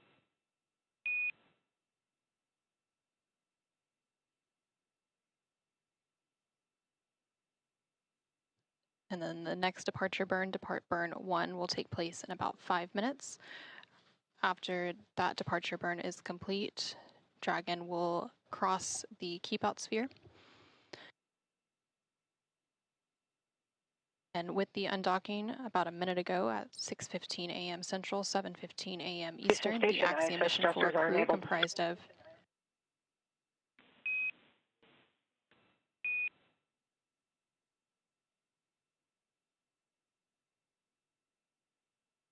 The Axiom Mission 4 crew comprised of Peggy Whitson, Shubhanshu Shukla, Sławosza, Uznański, Wiśniewski, and Tibor Kampu have completed their 18-day stay aboard the International Space Station.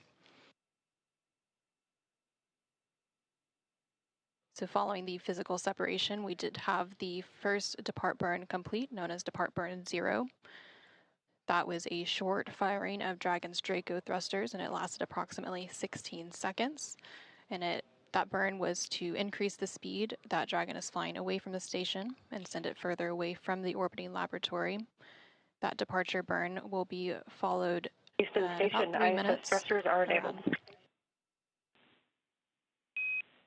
Houston copies.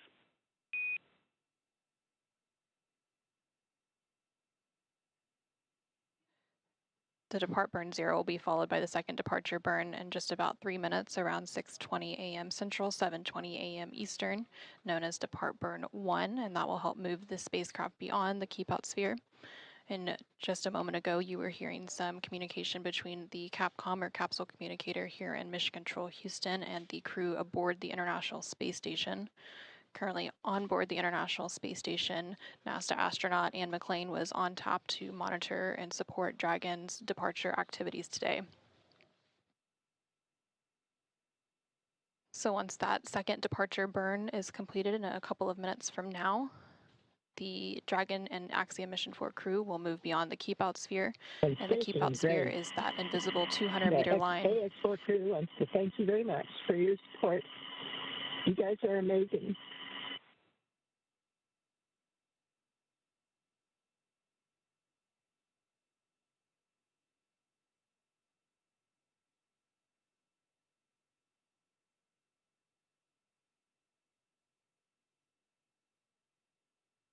And you just heard some kind words from Axiom Mission 4 Commander, thanking the flight control team for all of their support throughout their 18-day Our mission. friendship and goodwill forever be an example of the good that results from shared optimism. Axiom 4, Godspeed, and safe journey home to the best planet in the solar system. Space copies.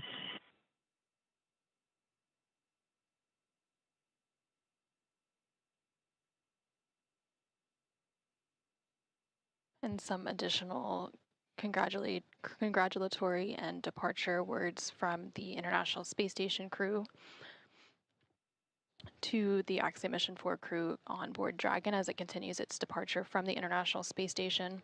Again, we had that physical separation take place about 4 minutes ago at 6:15 a.m. Central, 7:15 a.m. Eastern.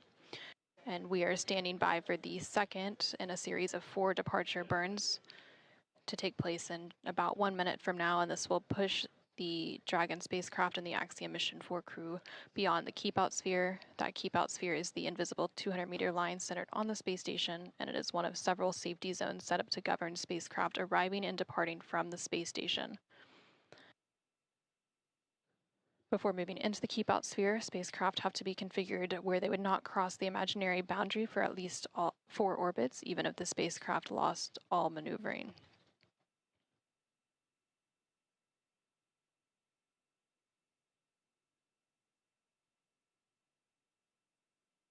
We are now about 10 seconds away from that second departure burn. Dragon is currently about 80 meters away from the International Space Station as it continues its departure.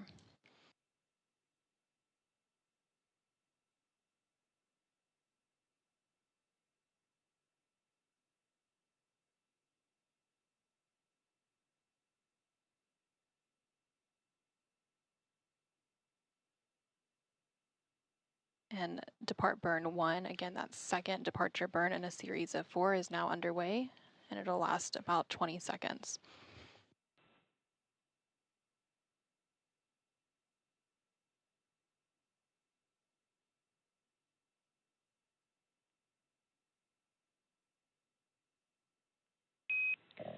Dragon SpaceX on the big loop, depart burn 1 complete and nominal.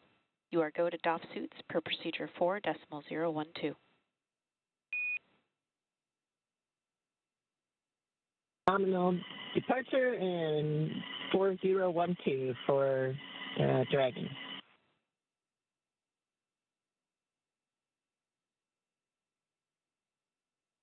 And we just had confirmation there that that second departure burn, known as depart burn 1, has completed, and it was executed as expected.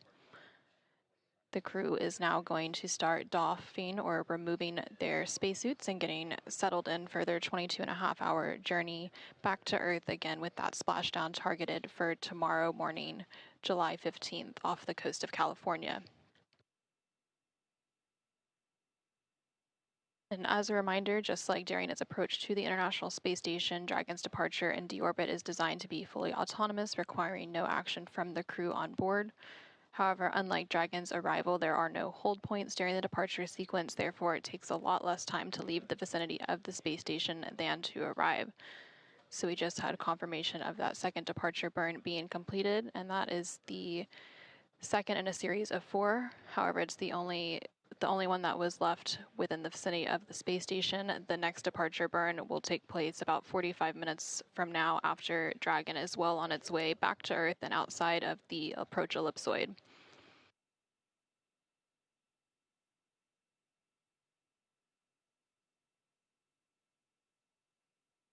Dragon is now about 195 meters away from the International Space Station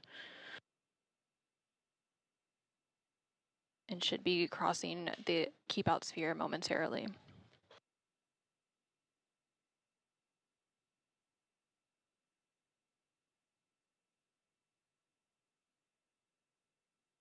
And we just heard confirmation that Dragon has exited the keep out sphere.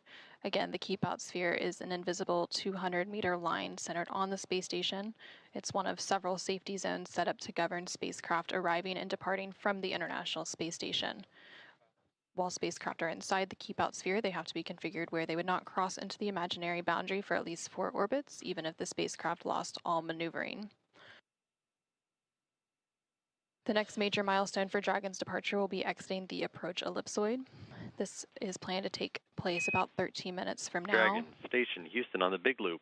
Dragon has exited the keep out sphere. Dragon copies. Station copies.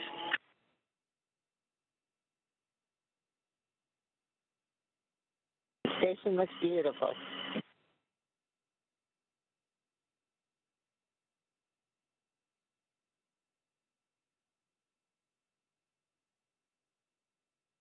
Dragon Grace, if we didn't have a shutter constraint, you could see us waving.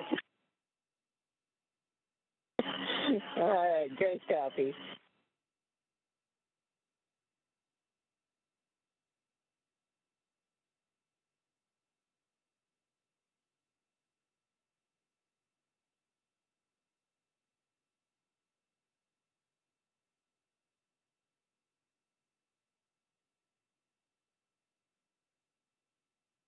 So now that Dragon has exited the keep out sphere, the next major milestone for Dragon is crossing the approach ellipsoid. That will take place a little over 10 minutes from now.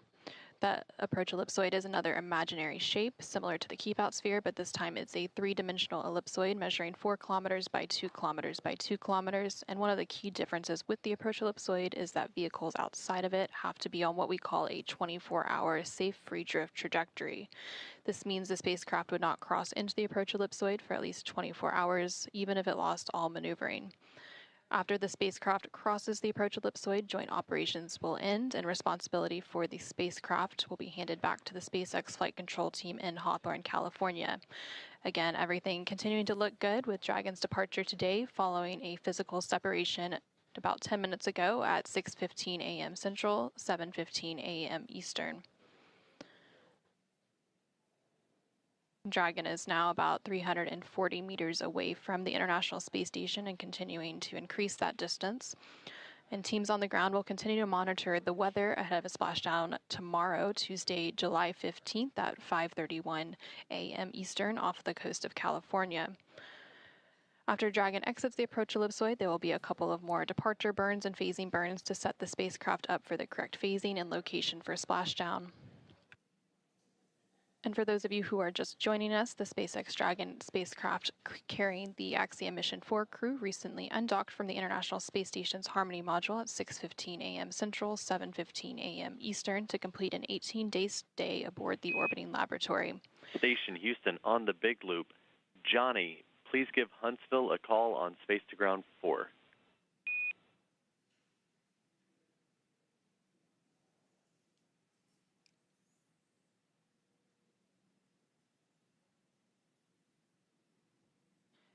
Dragon lifted off atop a Falcon 9 rocket on Wednesday, June 25th from Launch Complex 39A at NASA's Kennedy Space Center in Florida and docked to the space-facing port of the International Space Station's Harmony module after a 28-hour journey on Thursday, June 26th.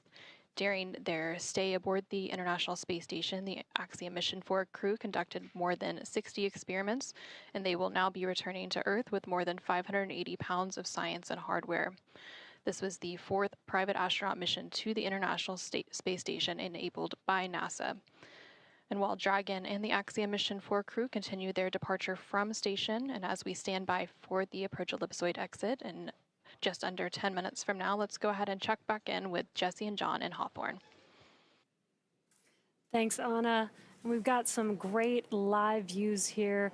Previously, we didn't have any live views because we had a loss of signal, which is normal as we are passing by several ground stations. We're now passing over a ground station where we do have acquisition of signal and getting these great live views. Also in your bottom right-hand corner, you can follow along with this new graphic and see the thrusters firing on Dragon on the forward bulkhead, as well as the telemetry in the bottom left-hand corner.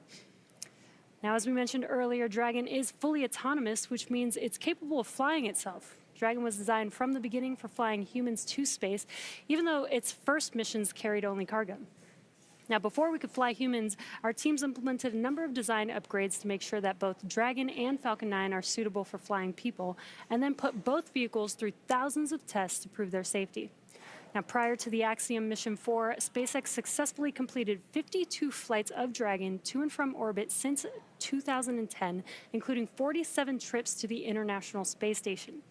AX-4 is SpaceX's 18th human spaceflight mission, and before Axiom Mission 4, SpaceX had flown 66 crew members, meaning that this mission brings that count to 70.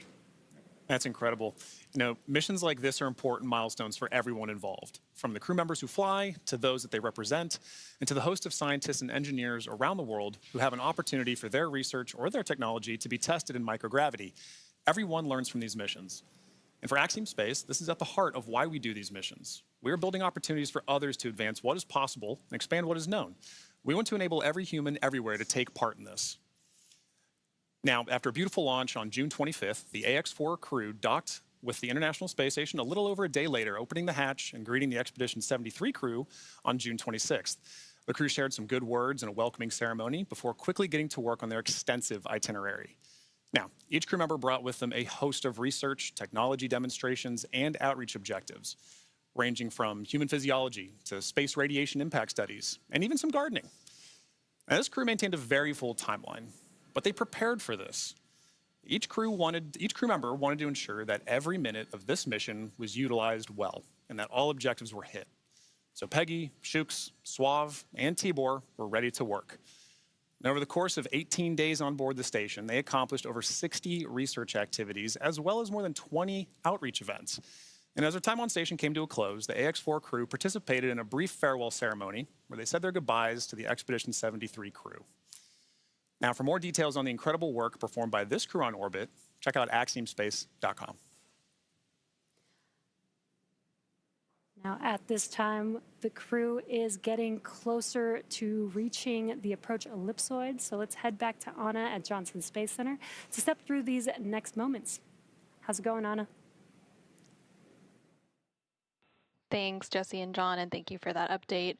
We are continuing to stand by for Dragon to exit the approach ellipsoid. We are expecting that exit to take place about 3 minutes from now, around 6:34 a.m. Central, 7:34 a.m. Eastern. Dragon is currently about 700 meters away from the International Space Station, following a physical separation about 16 minutes ago at 6:15 a.m. Central, 7:15 a.m. Eastern. The approach ellipsoid is one of several safety zones set up to govern spacecraft arriving and departing from the International Space Station, similar to the Keep Out sphere, which Dragon exited about 10 minutes ago at 6:21 a.m. Central, 7:21 a.m. Eastern. But unlike the Keep Out sphere, which is an invisible 200-meter line centered on the space station, the approach ellipsoid is a three-dimensional ellipsoid measuring 4 kilometers by 2 kilometers by 2 kilometers. When a spacecraft is outside the approach ellipsoid, they have to be on what we call a 24-hour safe free drift trajectory. This means the spacecraft would not cross into the approach ellipsoid for at least 24 hours again, even if it lost all maneuvering. And after the crew and Dragon exited the Keep Out sphere about 10 minutes ago, we heard that the crew was beginning to step through procedures to take off their spacesuits and settle in for their roughly 22.5-hour journey until a splashdown off the coast of California tomorrow, Tuesday, July 15th. And we are just continuing to stand by for confirmation of approach ellipsoid exit. Once Dragon exits the approach ellipsoid, the team here in Mission Control Houston will continue to monitor every step of the way, but prime responsibility once they exit that boundary will be transferred to the SpaceX and Axiom Space teams.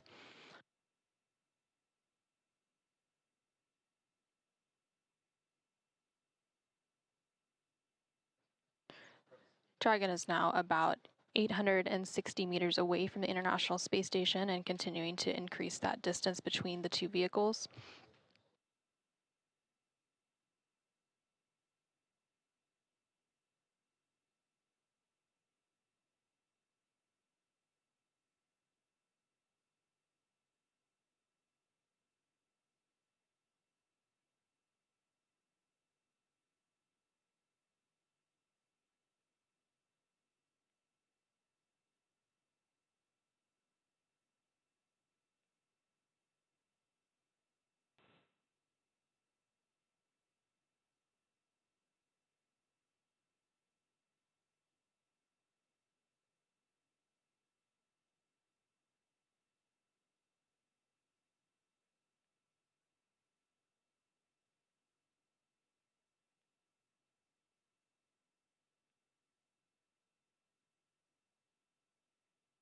And we're now about a minute away from exiting the approach ellipsoid.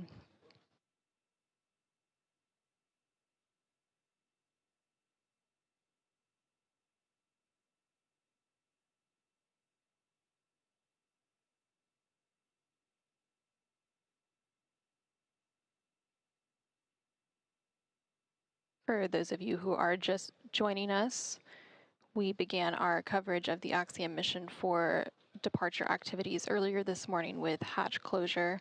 That hatch close took place around 4:07 a.m. Central, 5:07 a.m. Eastern.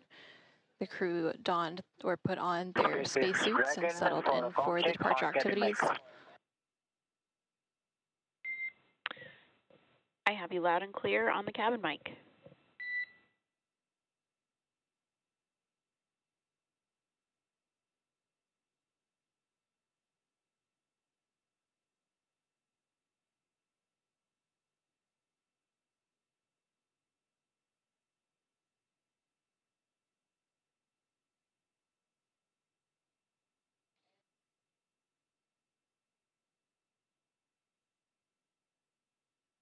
And we did just hear confirmation that Dragon has exited Dragon, the approach SpaceX ellipsoid. on the big loop. I copied you loud and clear on the cabin mic.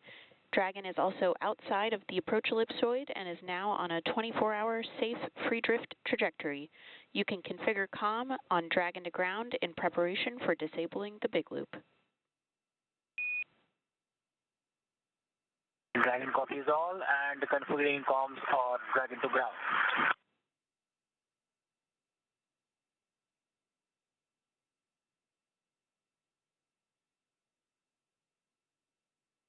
Now that Dragon and the Axiom Mission 4 crew have exited the approach ellipsoid, that means the vehicle is now on a 24-hour safe free drift trajectory, which means the spacecraft would not cross into the approach ellipsoid for at least 24 hours again, even if it lost all maneuvering. So now that the crew and Dragon have exited the approach ellipsoid, they are settling in for their journey back to Earth. That journey will take about 22 more hours until they splash down. is reconnected and powered on. Houston copies.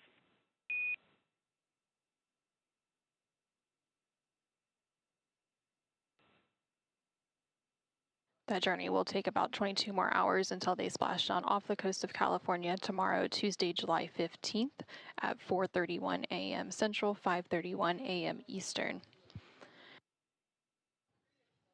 Now that Dragon has exited the approach ellipsoid, the team here in Mission Control Houston will continue to monitor, but prime responsibility for the spacecraft and the crew are going to be transferred to the SpaceX and Axiom space teams. We also heard that they are working on steps to deconfigure the big loop. That big loop was configured earlier today during those hatch close operations, and it is a joint communication loop between NASA, SpaceX, the International Space Station crew, and the Dragon crew during joint operations.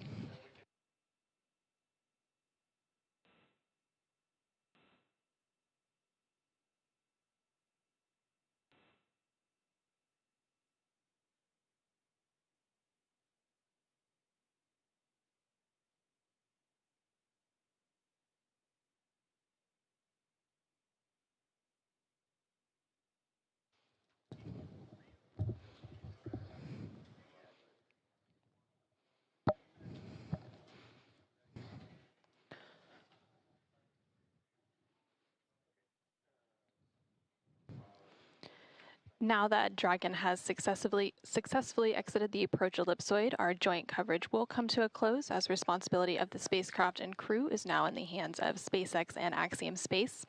But thank you so much for joining us this morning for our coverage of hatch closure as well as our coverage of undocking for the Axiom Mission 4 crew. With that, I will go ahead and hand it back over to Jesse and John in Hawthorne, California as we conclude our coverage. But until next time, this is Mission Control Houston. Awesome. Thanks, Anna. Now, the Axiom Mission 4 crew has just begun their 22-and-a-half-hour journey, so next up the crew will doff or remove their spacesuits to get a little bit more comfortable for that flight back home. Our teams here on the ground will continue to keep an eye on the weather to ensure a safe return to Earth for Dragon and the AX4 crew. And should the current projections hold, starting at 4:28 a.m. Eastern Time, or 1:28 a.m. Pacific Time on Tuesday, July 15th, Axiom Space and SpaceX will pick up with live coverage of the conclusion of this AX4 mission. That's right, and should teams need to adjust the timing of the crew's return, it's our plan to go live about an hour before splashdown. So for the latest timing of the final stage of the AX4 journey, please be sure to visit axiomspace.com and spacex.com for updates. So from all of us at Axiom Space, thank you to NASA for the incredible efforts made on this mission towards the shared goal of conducting meaningful work in low Earth orbit. This has been the mission to realize the return to human spaceflight for 3 incredible nations with big things on the horizon. So to our viewers in India, Poland, and Hungary, your crew members will be back on Earth soon, so stay tuned. And thank you for following their journey on board the International Space Station. And thank you to all of you, the viewers, for tuning in today. We'll see you back here bright and early tomorrow morning for splashdown of AX4.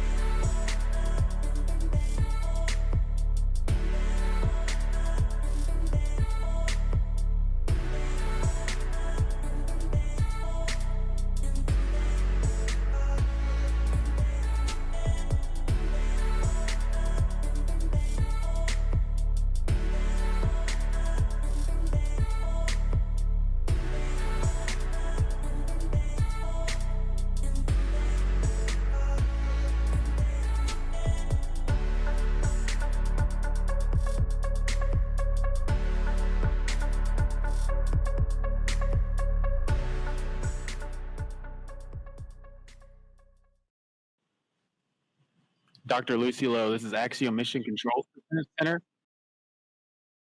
Please call station for a voice check. Station, this is Lucy Lowe. How do you hear me? We have you loud and clear, Lucy. It's great to hear your voice up here.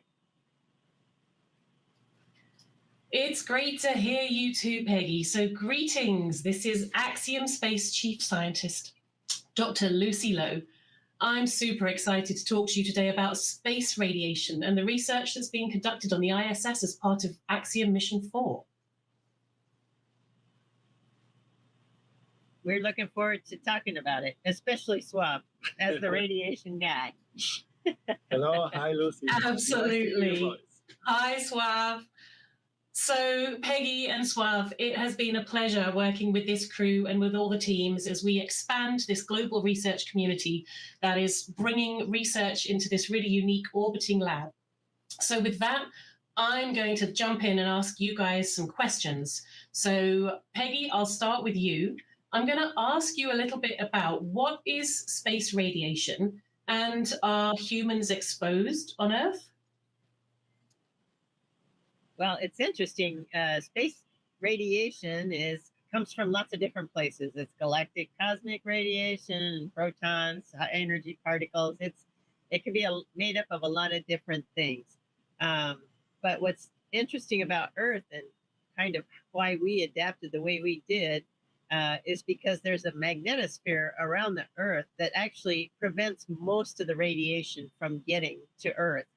And so there is some radiation still left over coming in from the sun and from actually from resources in the Earth like radium, just from minerals in the Earth.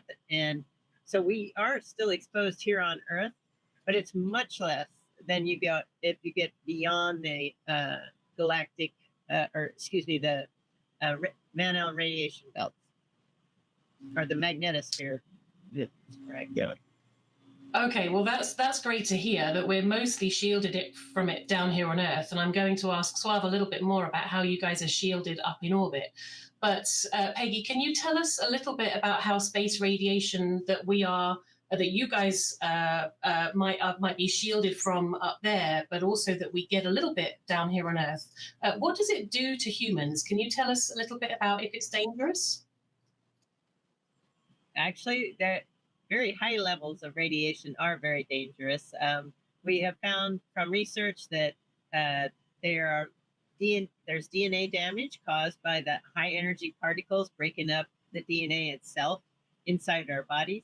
And that causes things like cancer and other mutations in our genetic code.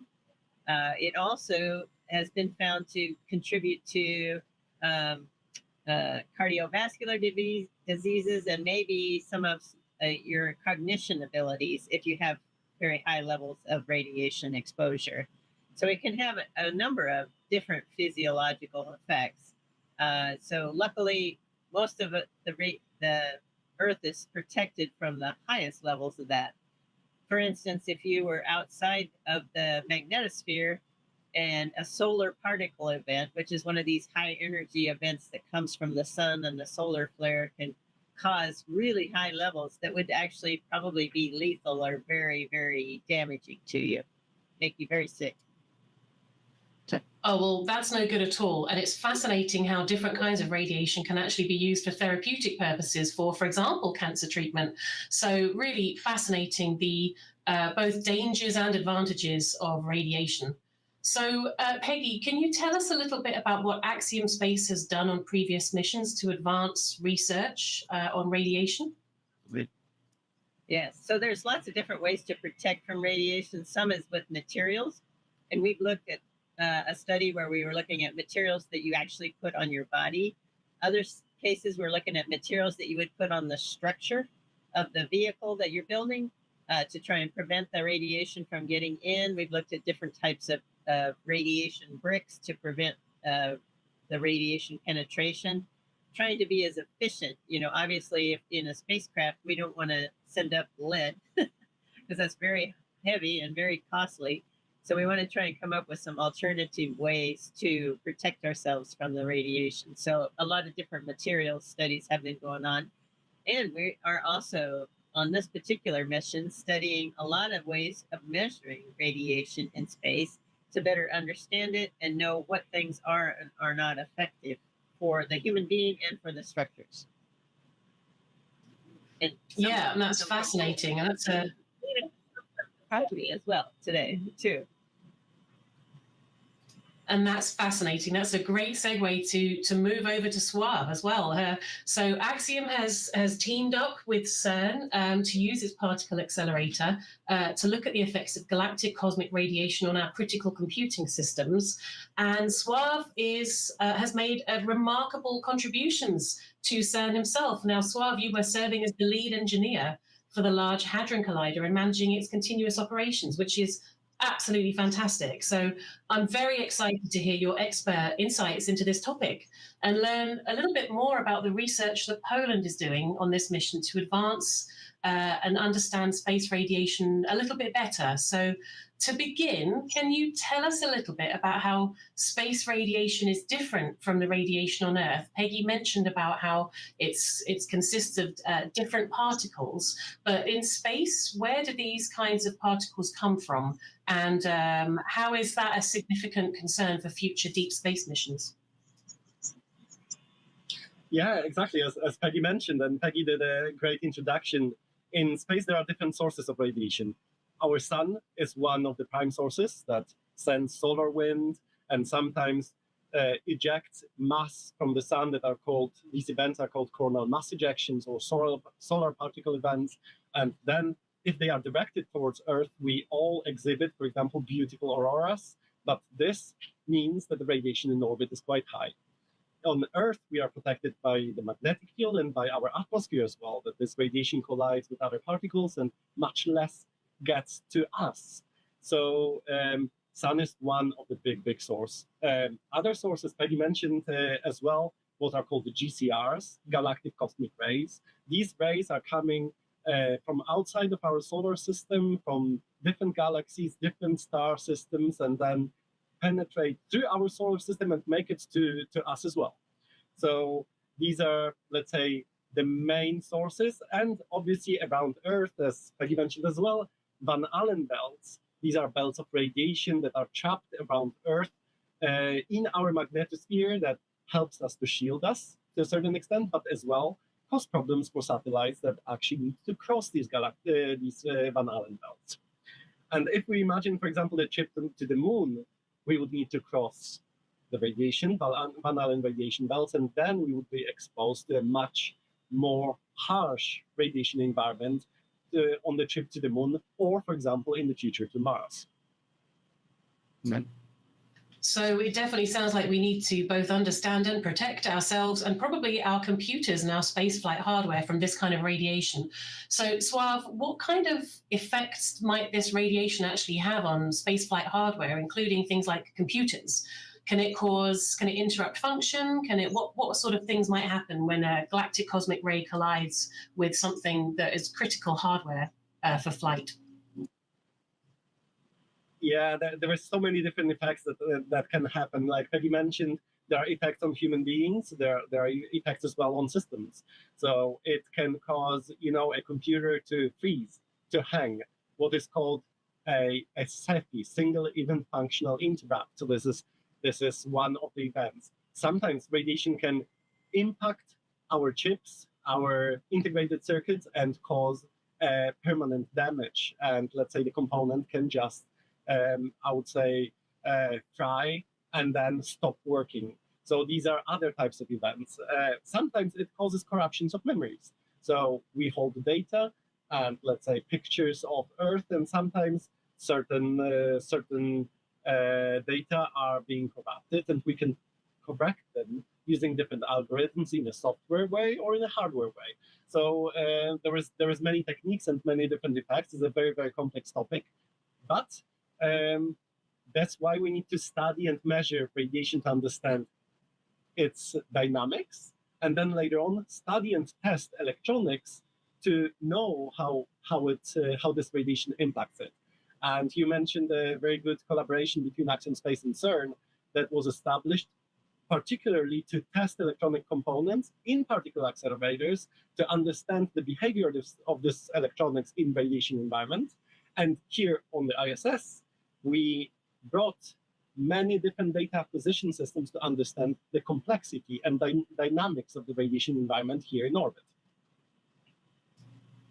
That is absolutely fascinating and so exciting to hear of the work that Axiom Space is doing with CERN, and definitely really critical to understand what is going on to these computer systems, and fascinating to learn about how there are different software mitigation things that we can employ to protect from radiation. But what are some of the physical ways that we can protect from radiation? Peggy referred to some of the different materials that we could use. She talked about lead, but obviously that's really heavy. And very difficult to launch up to space for the amount that you might need. So what kinds of materials are good for blocking space radiation? And what kind of research is being conducted on AX4 that might be able to protect us in future for long duration and deep space exploration? Yeah, this is also a very broad topic. Obviously, you can design electronics in a certain way so it doesn't fail, or you can apply protective shielding to decrease radiation to acceptable levels. And then the variety of materials is big, as in space we don't like lead because it's heavy. It protects well against certain types of radiation, but not all of them. And being quite a heavy material is maybe not the most adapted. We used a lot of different other much lighter materials, polymers. Obviously, our International Space Station is first shielded through its structure, mechanical structure, and let's say first shell that is made of aluminum and different alloys. And then later on, for example, where we are in crew quarters, there are polyethylene blocks that allow to capture certain type of radiation, certain energy, certain particles, so they do not make directly to our bodies or to the systems that are here around us. As you can see behind us, racks of electronics where we perform science. Fantastic, yeah. And I'm guessing that mission planning also plays a fairly important part here, because as you referred, Suav, then when there are sunspots or coronal mass ejections that create these beautiful auroras here for Earth, they put you right in the way of those paths of plasma as they come from the sun. So I'm guessing that the mission planning also helps minimize the exposure, so to get you into the right places at the right times. Yeah, that's also quite a broad topic. Mission planning is crucial. Now we are in the solar cycle, what we call the sun has an 11-year period cycle that exhibits high activity of the sun and low activity of the sun. Obviously, we cannot change that. We are on the ISS permanently for over 20 years. Now we are in the highest activity of the sun, but so we face a certain risk of these coronal mass ejections, solar particle events. But on the other hand, this is the best moment to mitigate galactic cosmic rays that do not penetrate our solar system and they do not make to us. And actually, galactic cosmic rays are the most dangerous for our DNA, for us as human beings, and because they can cause really big damage to the cell, being very high energy and extremely ionizing, meaning that they can really break up our DNA strands that we cannot later on repair. So mission planning is important, and then knowing and understanding that complexity is important for system design as well as for dosimetry for astronauts. And also, for some of that, just measuring the dosimetry, knowing when the levels are going up, can allow someone to get into a safer location. For instance, on the station, you could go to the more shielded areas. And so future spacecraft can also, if they have a way to measure and predict, they can do mission planning that will allow them to help themselves, protect themselves. Yeah, fantastic. So a really complex situation then. And it sounds, from what I hear, Suav, there's actually a Polish radiation research monitoring experiment taking place on AX4. So can you tell us a little bit about what the Radmon on ISS experiment is doing in terms of monitoring the radiation and what the plans are for that in future? Yeah, sure. I actually got this radiation monitor out of the box. We will be installing it quite soon. You can see it floating just in front of us. And then this is a radiation dosimeter that was initially designed at CERN, and through the CERN knowledge transfer, made it to a Polish company that commercializes this product now. And the main idea behind that is it measures different types of radiation, but this is just the first step of research.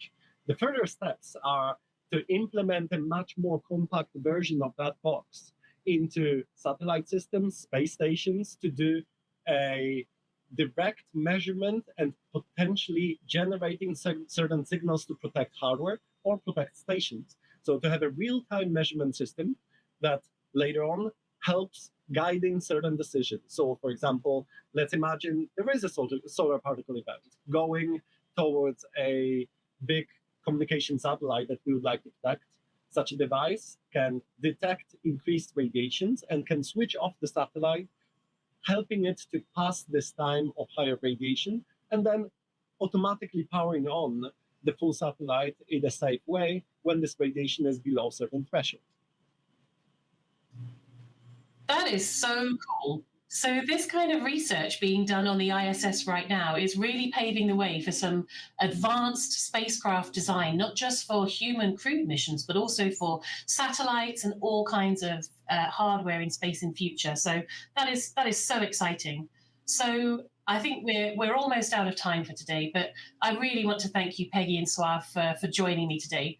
These efforts for space radiation research are so important to make really significant advancements in this critical field. And you guys are paving the way for scientists and researchers and engineers, not only on Earth, but also in space in future, to not only understand space radiation, but also ensure the safety and success of future space missions. So thanks for all your work, and we'll see you back in Houston. Good to chat with you, Lucy. Thank you, Lucy. Bye-bye. That concludes the event. Thank you to all participants.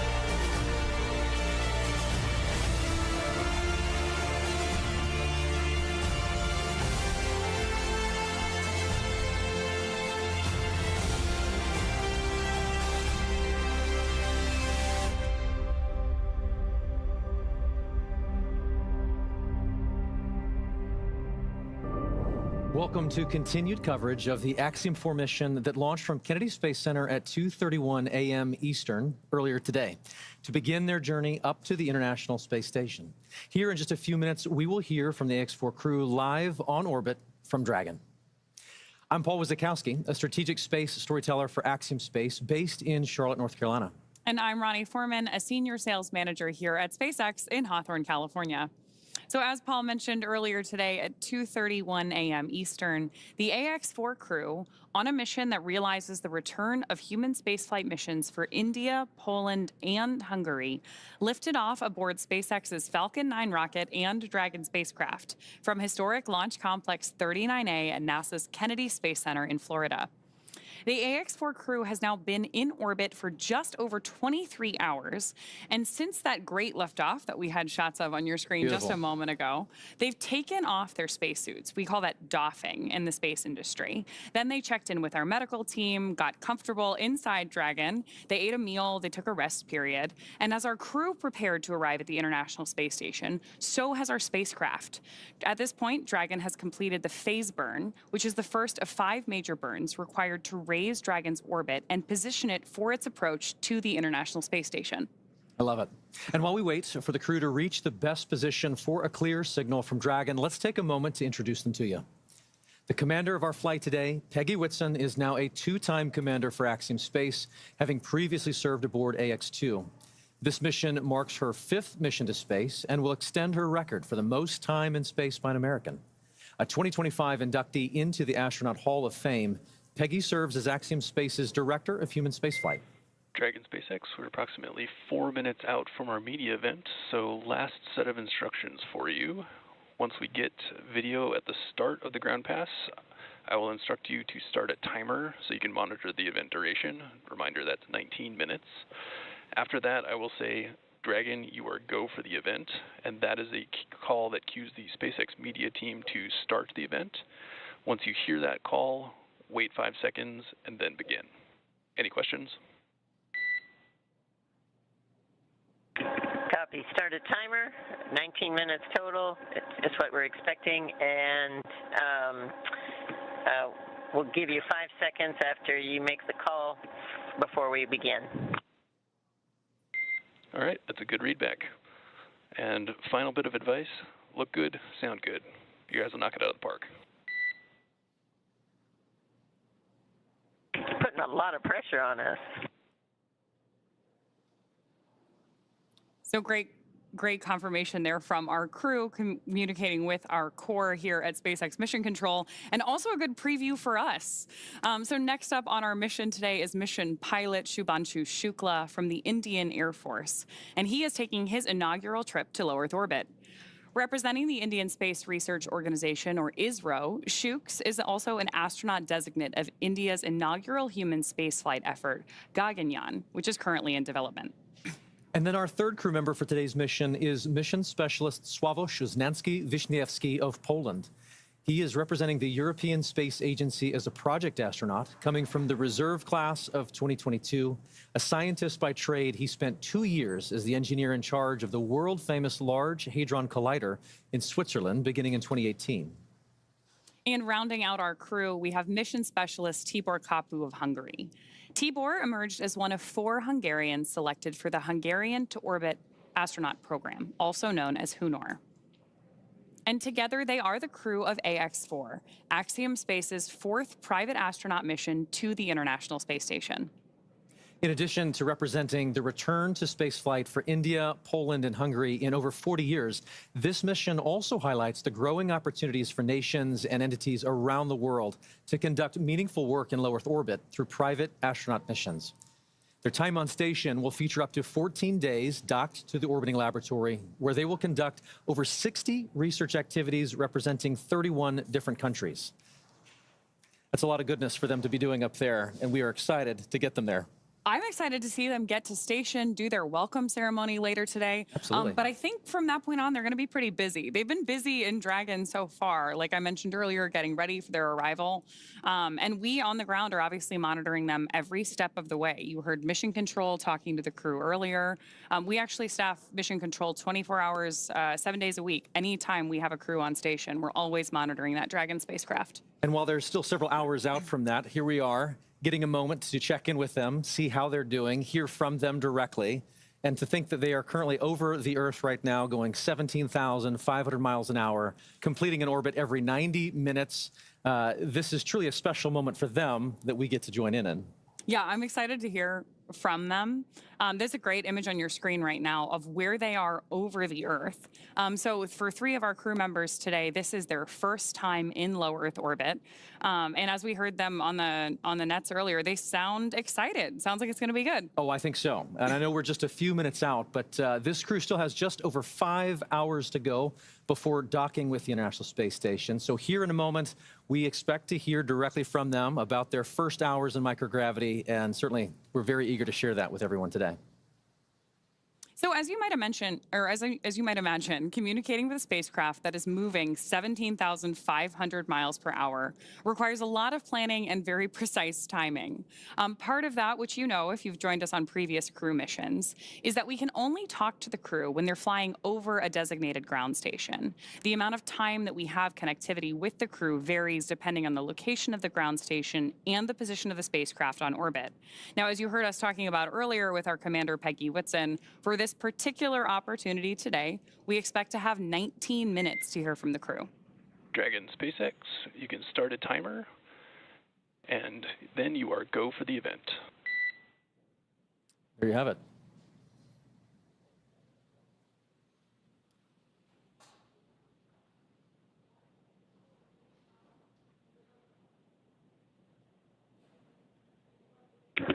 Welcome, Earthlings, from Grace.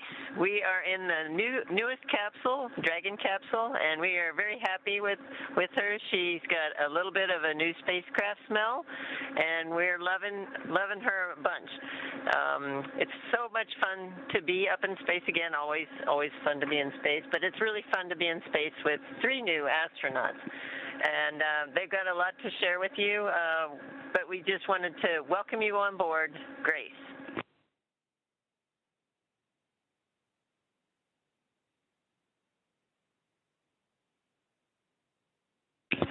And we are here not only 4 of us, but we have with us our ZOG indicator, Joy, that started to float with us just when we injected into orbit.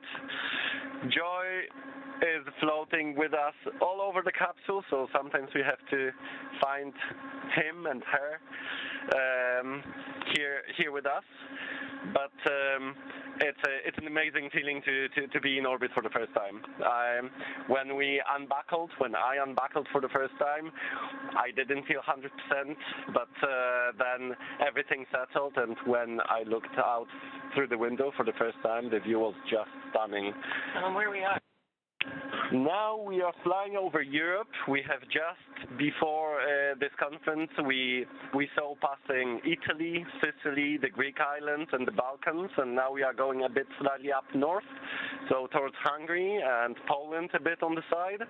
So yes, this is a great moment to be able to see back on Europe, on home, on our countries, and yes, Peggy, you can show the view through the window.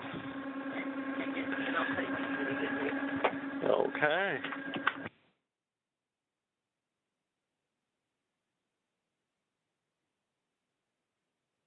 And over to Shooks.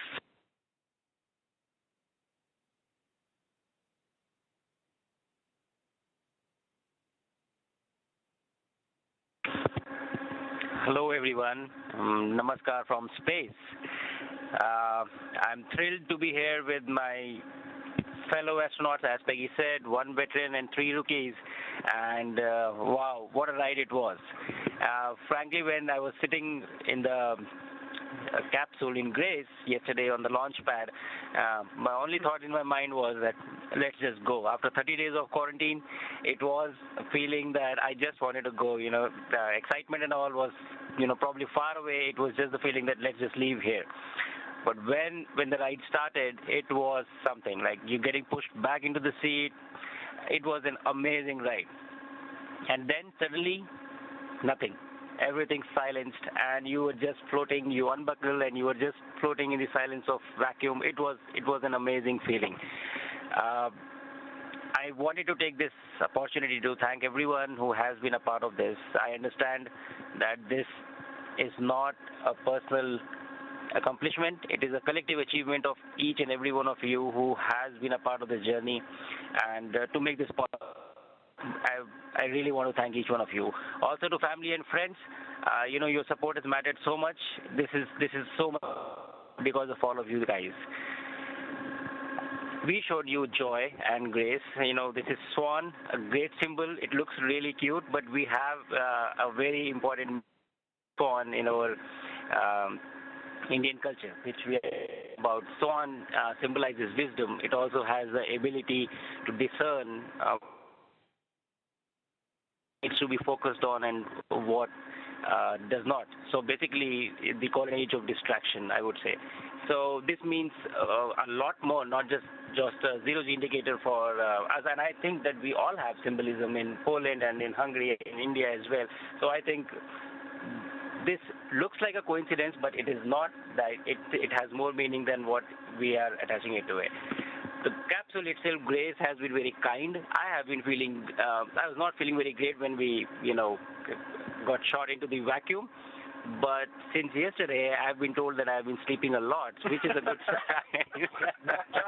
So I think that's a great sign. I'm getting used to this quite well, enjoying the views, enjoying the entire experience, learning like a baby, you know, learning the new steps, learning how to walk, learning how to control yourself, everything, learning how to eat, I think. So it's a new environment, new challenge, and I'm really enjoying this experience with my fellow astronauts here.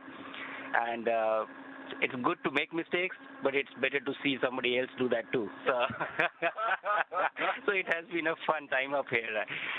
That is all I have to say. Thank you so much, guys, for making this happen, and I'm sure that we are going to have a great time. And with this, I will hand over to Tibor now.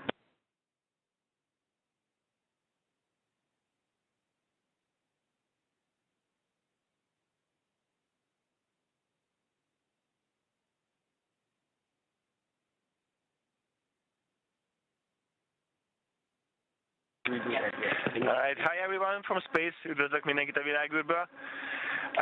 We had an amazing ride, as Shuk said. We were actually only a few seconds away from a few more days of quarantine. So even though we were sitting basically almost 3 hours in our capsule, our new capsule, and you know those times could be sometimes a little bit boring, we had those minutes and seconds when it was actually very, very exciting, even before the launch. When the launch happened, it was a feeling that I could not predict. We have been trying to prepare for those minutes and seconds for a long time, including the centrifuge training, including fighter jet trainings as well. But the rocket launch is completely something else. I was really, really happy that we could do this finally, and we also wanted to thank you for basically thanks for everyone around the world and every person, every team who made this beautiful day happen, because finally our day came. When it comes to joy, a team that has joy is a team that is healthy. I think those words resonate with this crew the most. But it's not only us; it's all the teams around the world that we have been privileged to work with in the last year. Every time we look at her, we think of those people as well. We had so much fun, so much happiness during this year. All those happy moments are gathered and culminated in one little swan. And maybe some other words. This plushie is actually a tribute to the one and single son in the crew, Sid, because he's a son of Shuk's, and he loves animals. So every time when I look at Joy, I also think about the hopeful future because of that. And a few words on Grace. I think we have a very deep connection with her. She's taking care of us really, really well. And this is her first time in space. And also the same goes for the three of us. So I think this is a deep connection. We love her. She's taking care of us. I wanted to say before that, you know, Grace flies pretty loudly, but that's only true for the first 10 minutes. Yeah. Ever since then, we have been really, really quiet in space. When it comes to the first impressions of Earth.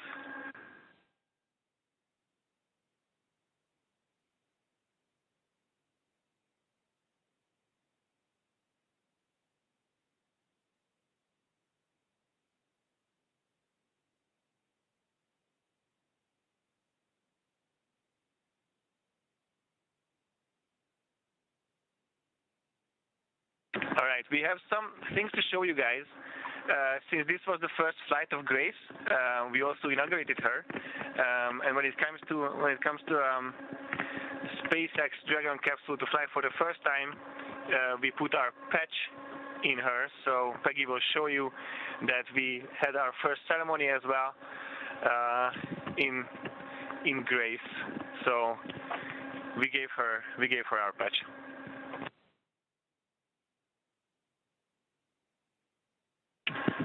And like on our patch, the Earth is in the center of the patch. This is exactly how we see the view from here, from Grace, from up the orbit. We all four here represent quite a big chunk of the planet. That's what we think. We come from 3 different continents. We come from 4 different countries, with India, obviously the big country, but the United States, and as well both of us representing the European Union and our countries, Poland and Hungary. Altogether, we represent something around between 25 to 30% of the global population.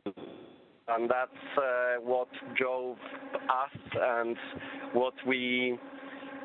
how we look out the window. We see all of you back home, and hundreds of people who were working on the mission, hundreds of trainers that we met, hundreds of principal investigators, scientists, technologists, engineers, and who were working on science complements for our missions, but as well thousands or millions of students, kids and adults, people back home following our mission. So all this mission is thanks to you, and we represent all of you here in space.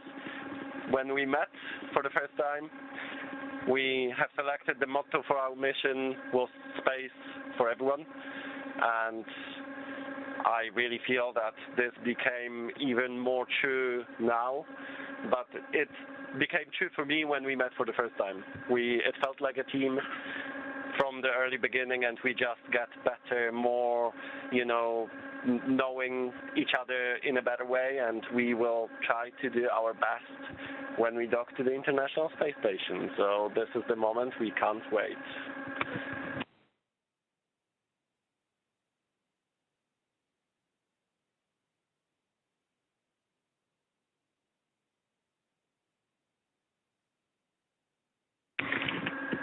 और नमस्कार, एक छोटा सा संदेश मेरे सारे देशवासियों के लिए। कुछ ही देर कल 1 महीने क्वारंटीन में रहने के बाद कल हम लोग लॉन्च पैड 39 से लॉन्च हुए, जहां से पहली मून लैंडिंग, जहां से अपोलो 11 मिशन भी लॉन्च हुआ था। और इस समय स्पेस में बहुत ही ज़्यादा उत्साह, बहुत ही ज़्यादा प्राउड फील कर रहा हूँ। और जब हम लॉन्च कर रहे थे तो मेरे स्पेस सूट पे तिरंगा मेरे शोल्डर्स पे था, जो मुझे कहीं ना कहीं ये याद दिला रहा था कि मैं अकेले ये जर्नी नहीं अंडरटेक कर रहा हूँ, बल्कि आप सब मेरे साथ हैं और इस जर्नी का एक हिस्सा हैं। तो ये ISS तक जाने के लिए मेरी एक जर्नी की शुरुआत है एक तरह से। अभी हम लोग कुछ ही घंटों में ISS में डॉक करेंगे और फिर हम इंटरनेशनल स्पेस स्टेशन पे जाके रहेंगे। बट कहीं ना कहीं ये भी दर्शाता है कि ये भारत के ह्यूमन स्पेस प्रोग्राम की एक छोटा सा स्टेप पर एक बहुत सॉलिड और स्टडी स्टेप है उस डायरेक्शन में जिस तरफ हम जा रहे हैं गगनयान जैसे मिशन को लेके। तो मैं चाहता हूं कि आप सब मेरी इस जर्नी का हिस्सा बने, आप भी उतना ही प्राउड फील करें जितना मैं फील कर रहा हूं, बिकॉज ये सब हमारे केवल टेक्निकल एकम्प्लिशमेंट को नहीं दर्शाता है, बल्कि हमारे ये होप्स या हमारे एम्बिशंस या हमारी एस्पिरेशंस को दर्शाता है कि हम किस तरफ जाना चाहते हैं। तो आइए मेरे साथ इस जर्नी का हिस्सा बनिए। मेरी पूरी कोशिश रहेगी कि अगले 14 दिनों में मेरा जो मिशन एकम्प्लिशमेंट है, जो टास्क है, वो तो मैं अचीव करूं ही, बट ज़्यादा से ज़्यादा इस एक्सपीरियंस को मैं किस तरह से अपनी फ़ोटोज़ और वीडियोज़ में कैप्चर करूं ताकि मैं वापस आके आप लोगों के साथ इसे शेयर कर सकूं। मैं चाहता हूं कि आप मेरे थ्रू ये जर्नी एक्सपीरियंस करें और इसका हिस्सा बने। एंड चलिए अगले 14 दिन को एक्साइटिंग बनाते हैं और साथ में स्पेस में रहते हैं। धन्यवाद।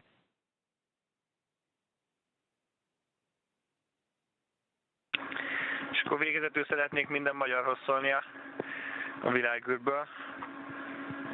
És azt hiszem, hogy rövid leszek, mielőtt még elérzékenyülnék, vissza fogom adni a mikrofont. Tudom, hogy mennyire vártátok ezeket a pillanatokat otthon. Hasonlóan voltunk ezzel mi is. Az egyetlen dolog, amit igazából sajnálok az egész küldetés és felkészülés során, hogy amikor ezek a várakozás pillanatai megtörténtek otthon a kis országunkban, akkor én nem lehettem veletek, de erre majd sor kerül majd a küldetés után nem sokkal. Rettenetesen hálás és büszke vagyok, hogy magyarként itt lehetek, és tényleg egy különleges érzés volt percek keresztül látni a kis országunkat a világűrből. Remélem, hogy ti is ennyire büszkék lesztek erre a küldetésre, mint én.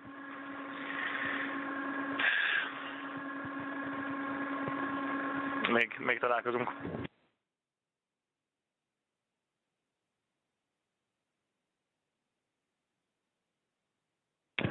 Thank you guys.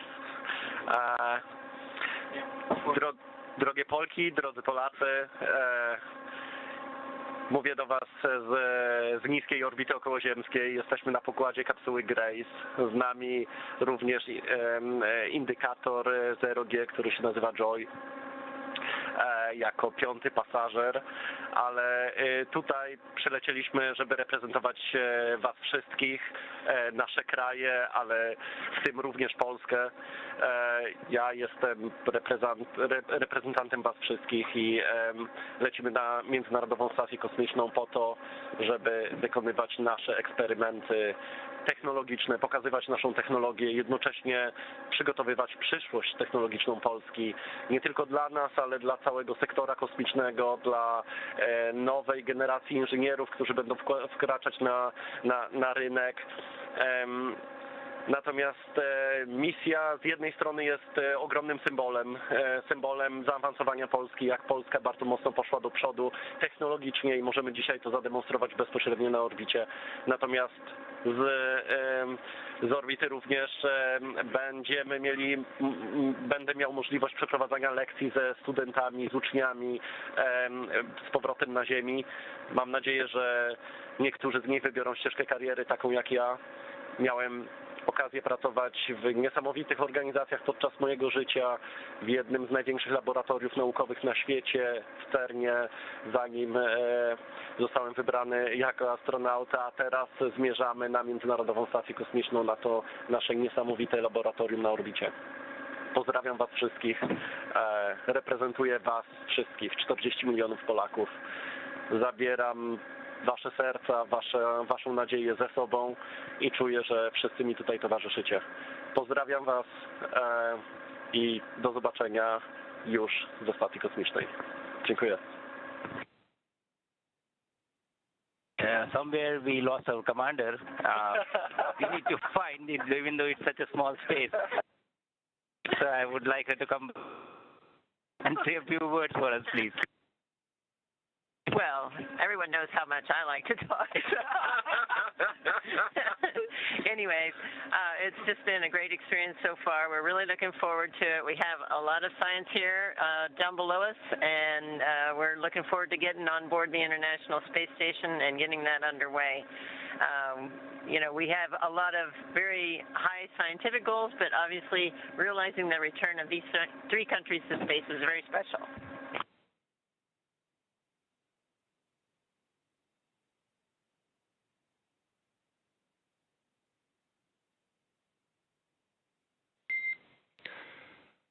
All right, everybody, thank you very much for bringing us on board your capsule and giving us a little bit of insight into your experience. That concludes our event for today.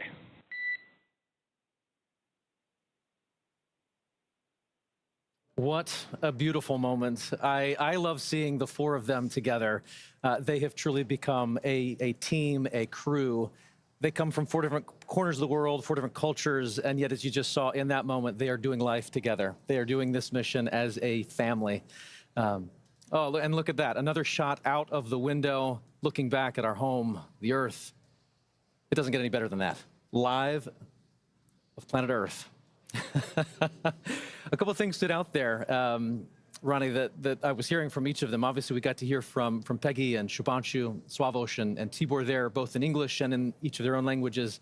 But Tibor had a comment there. A team that has joy is a team that is healthy. And that resonates. That they are clearly a healthy unit, a healthy team, full of joy, both in terms of their own persona and their zero-G indicator. It was incredible to see them, and we wish them well in the coming hours to get to this International Space Station. So it's incredible to think that they were here on Earth in Florida just a few, say 12 hours ago, and now, as you saw them, they're orbiting our planet 17,500 miles an hour, heading to the ISS, to the International Space Station. So as our crew continues to approach their destination, we all now turn our attention to that moment where they're going to rendezvous and dock with the space station. That is scheduled for 4 a.m. Pacific, 7 a.m. p.m. Eastern. Well, our coverage is going to end here for now. Be sure to tune back in for our live docking coverage with NASA, starting at 2 a.m. Pacific, 5 a.m. Eastern on SpaceX, on X at SpaceX.com, AxiomSpace.com, and NASA Plus. In the meantime, please also check out our social media accounts for other updates. Thank you so much for joining us for this incredible live on-orbit event, and we will see you again real soon for AX's 4 arrival at the International Space Station.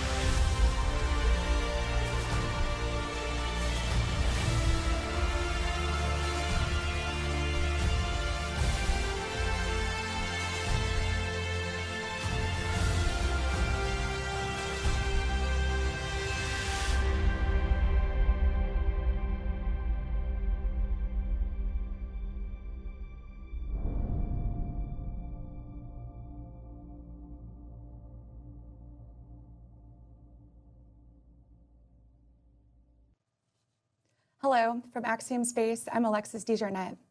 Thank you for joining us for this press conference as we count down to the launch of Axiom Mission 4. With just 7 days until liftoff, the AX-4 crew is currently in quarantine, making final preparations ahead of the scheduled launch, which is now currently targeting no earlier than Tuesday, June 10th, at 8:22 a.m. Eastern Time. The crew will launch aboard a SpaceX Falcon 9 rocket and a Dragon spacecraft from NASA's Kennedy Space Center. After around 28 hours in orbit, they are scheduled to dock with the International Space Station at approximately 12:30 p.m. Eastern Time on Wednesday, June 11th. The four-person international crew, commanded by Peggy Whitson, includes pilot Shubhanshu Shukla of India, mission specialist Sławosza Uznański-Wiśniewski of Poland, and mission specialist Tibor Kapu of Hungary. For each of these nations, AX-4 represents their first mission to the International Space Station and the first time in over 4 decades that each country sends a national astronaut to space. During the mission, the crew will spend up to 14 days aboard the space station, conducting around 60 research activities representing the scientific interests of 31 countries. In doing so, they will set the record for the most research conducted on an Axiom space mission to date. This crew is in good spirits, and we can't wait to watch them make history. Let's now hear from the AX-4 crew. Over to you, Peggy. Hello, everyone. It's such a privilege for us to join you all today from quarantine. As we prepare to launch, I want to take a moment to reflect on the significance of this mission and the incredible team that's making it all possible. As AX-4 represents another important step forward in the evolution of commercial spaceflight and international collaboration in low Earth orbit. Each mission we fly builds on the last, expanding our capabilities and deepening our understanding of how we can sustainably live and work in space. This mission will focus on a diverse range of science, technology demonstrations, and outreach activities that will benefit not just the space community, but people back here on Earth. Our crew has undergone rigorous training, both here in the US and internationally. And I can confidently say we are go for launch. We've trained for every scenario, bonded as a team, and are fully prepared to execute our objectives on the station. While aboard the International Space Station, we'll be conducting research that spans biology, material, and physical sciences, as well as technology demonstrations.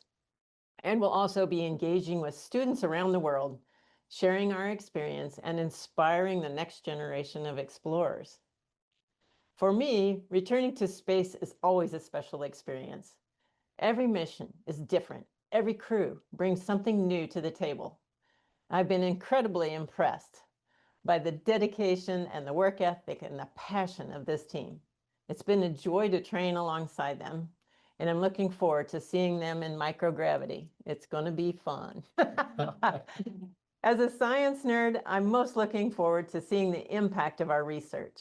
In particular, one investigation that will serve as a pathfinder one day enable people with diabetes to fly in space, and another looking at the effectiveness of 2 novel types of medications for inhibiting cancer cell growth. Also, since I was inspired to be a space explorer as a kid at the age of 9, I feel strongly about the importance of sharing that spark with the next generation of explorers. I believe that space has a unique way of bringing people together, and I'm proud to be a part of a mission that reflects that spirit. I'm honored to lead AX-4, and I can't wait to share this journey with all of you. And now I'm proud to unveil our zero-G indicator for AX-4, Joy. It's a plush swan symbolizing grace and elegance. More than just a companion, Joy will signal our arrival in microgravity shortly after launch. Joy represents the shared aspirations of 3 nations united in their return to human spaceflight. The swan is rich in cultural symbolism, stands for wisdom in India, resilience in Poland, and grace in Hungary. Through Joy, we'll celebrate our diversity and our unity in the shared journey of space exploration. Over you, Shuks. Thank you, Peggy. Namaskar, and a warm hello to everyone. This past year has been nothing short of a transformation, a journey of growth, discovery, and unshakable resolve. As I stand at the threshold of a 14-day mission to the International Space Station, I reflect on the path that has brought me here. From diverse systems to advanced platforms across continents, and cultures, this training has been intense, but deeply rewarding. Behind every minute in space lies months, a lot of times years of preparation. I am deeply thankful to every member of the team who has shaped this journey through their expertise and dedication. This mission stands on your shoulders. And to my family and friends, your strength and support have been my anchor. In the most demanding moments, your belief kept me moving forward.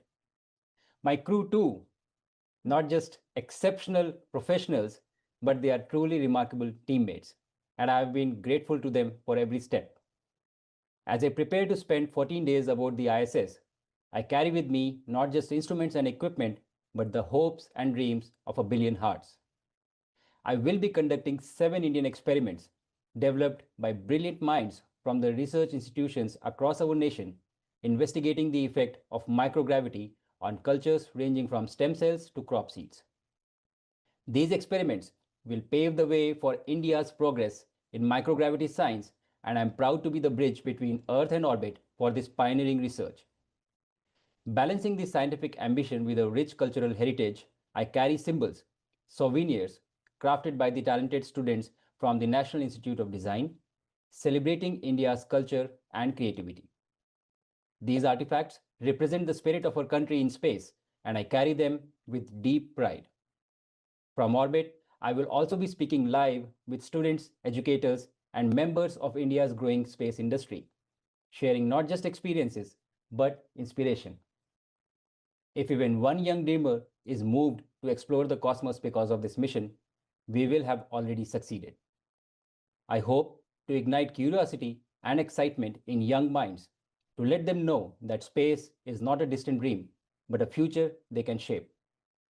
With the bold ambition of sustained presence in space, Bharat, with missions like Gaganyaan and Bharatiya Antariksh Station, will need the young generation to be invested in space exploration.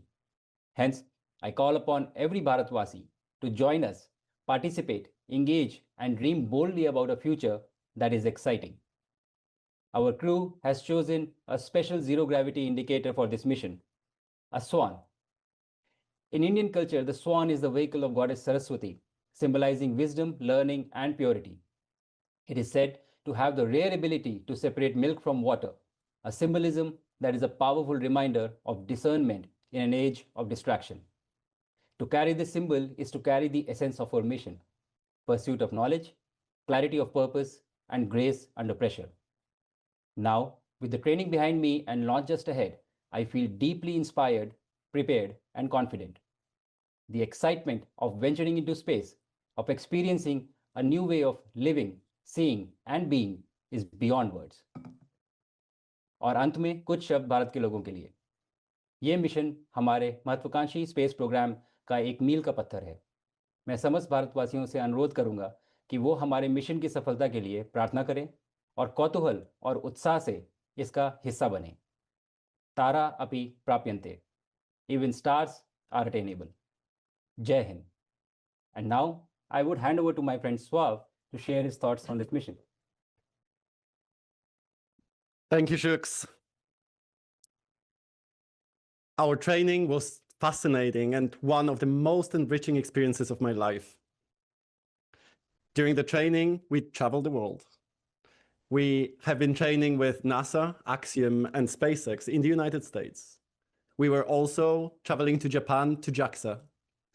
A special moment for me was hosting the Axiom 4 crew at the European Astronaut Center in Germany, our home of astronauts. I am proud as well that we have visited Poland as a crew. But the biggest journey is about to start in just a couple of days. I still do not realize how big this moment will be. I don't want to project myself. I just want to wait and cherish every single moment of the mission with that amazing crew.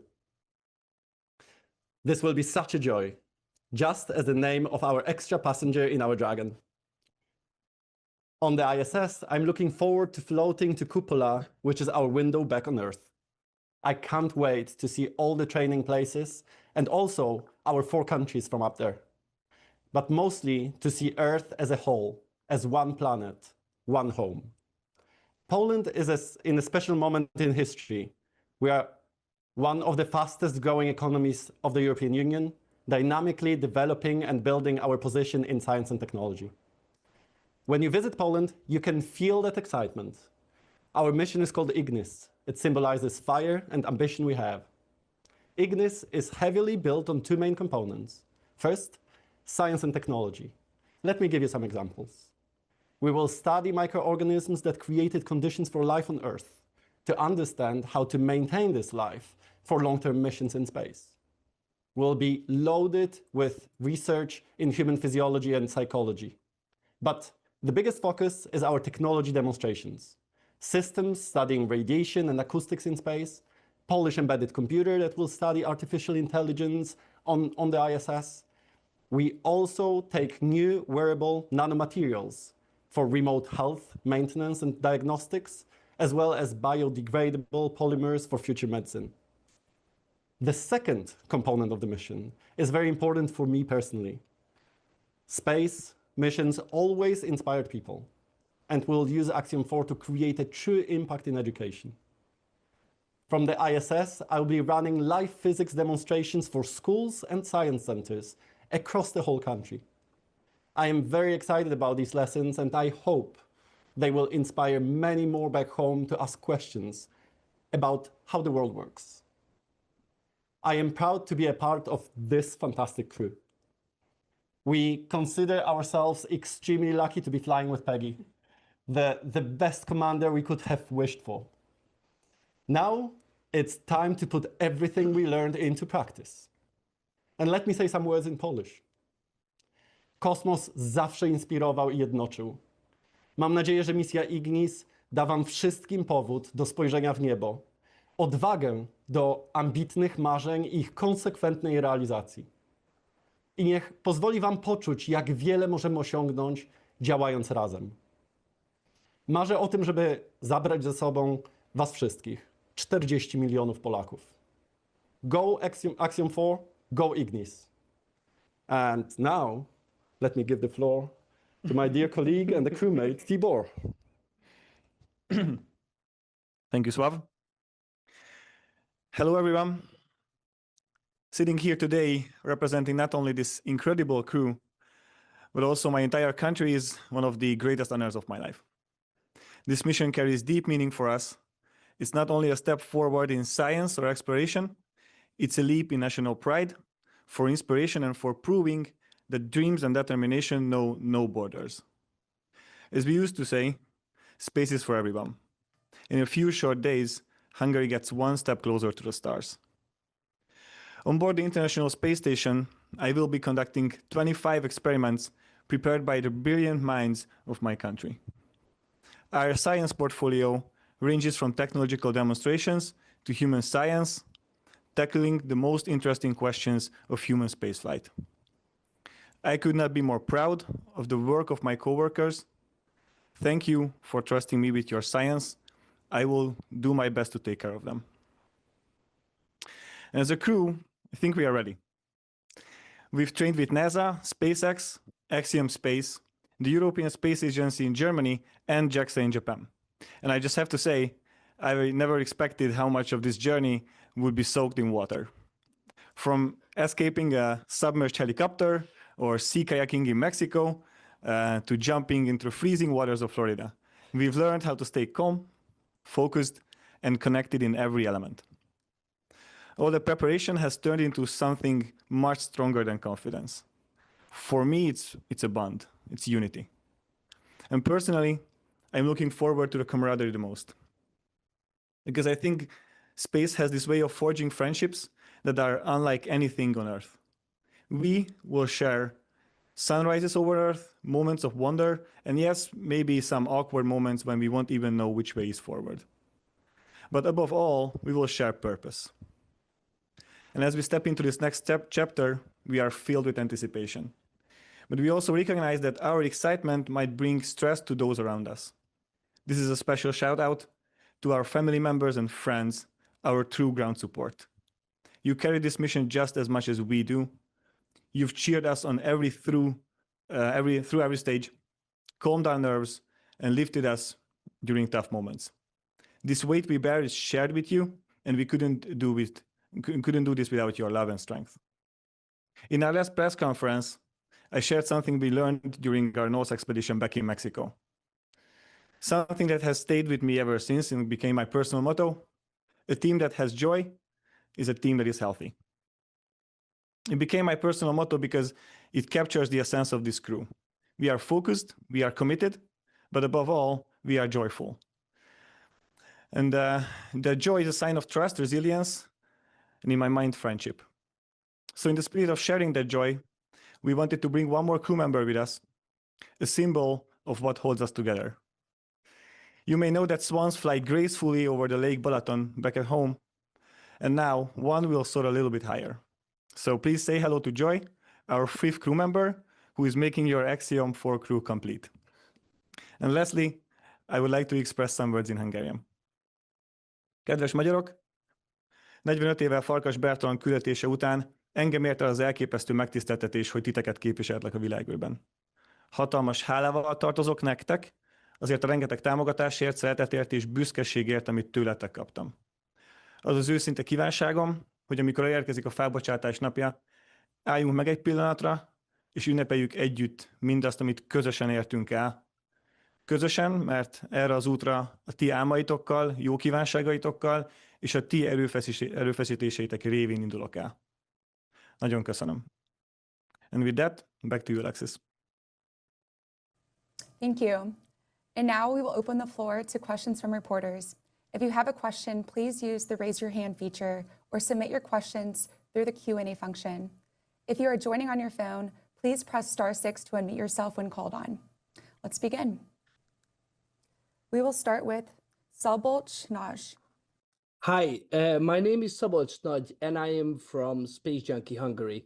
So my question would be for Tibor. First of all, how are you? Also, how do you prepare yourself mentally for what lies ahead of you during this mission? Do you follow any good advice you have been given by any of the first 2 Hungarian astronauts, maybe Peggy Whitson or anybody else? Thank you. Szia, Szabi. Thank you for your question. I feel great. I think we spoke a few days ago, and I told you that I feel a little bit tired and extremely busy because this quarantine period resembles very much the agenda or the schedule of ISS. And as you know, we do so many experiments and so many data collections that I was a little bit overwhelmed at that time. Today I feel great, and that's mainly because of the great support of my crew, my coworkers here, and also my family. They are close to me. They are also spending their time in Florida, and we can meet occasionally. Obviously, keeping the rules of the quarantine. Coming back to your question regarding Bertalan Farkas and Charles Simonyi, I have spoken with them many times. Bertalan always told me to take up everything with a smile and a little bit of patience. And Charles, he just told me recently, and this is something that I haven't shared with you guys yet, that he suggests to put a brick under my bed, so my head can be adjusted to microgravity. Exactly. And I think he suggested to do it 1 week before launch, so we are still good.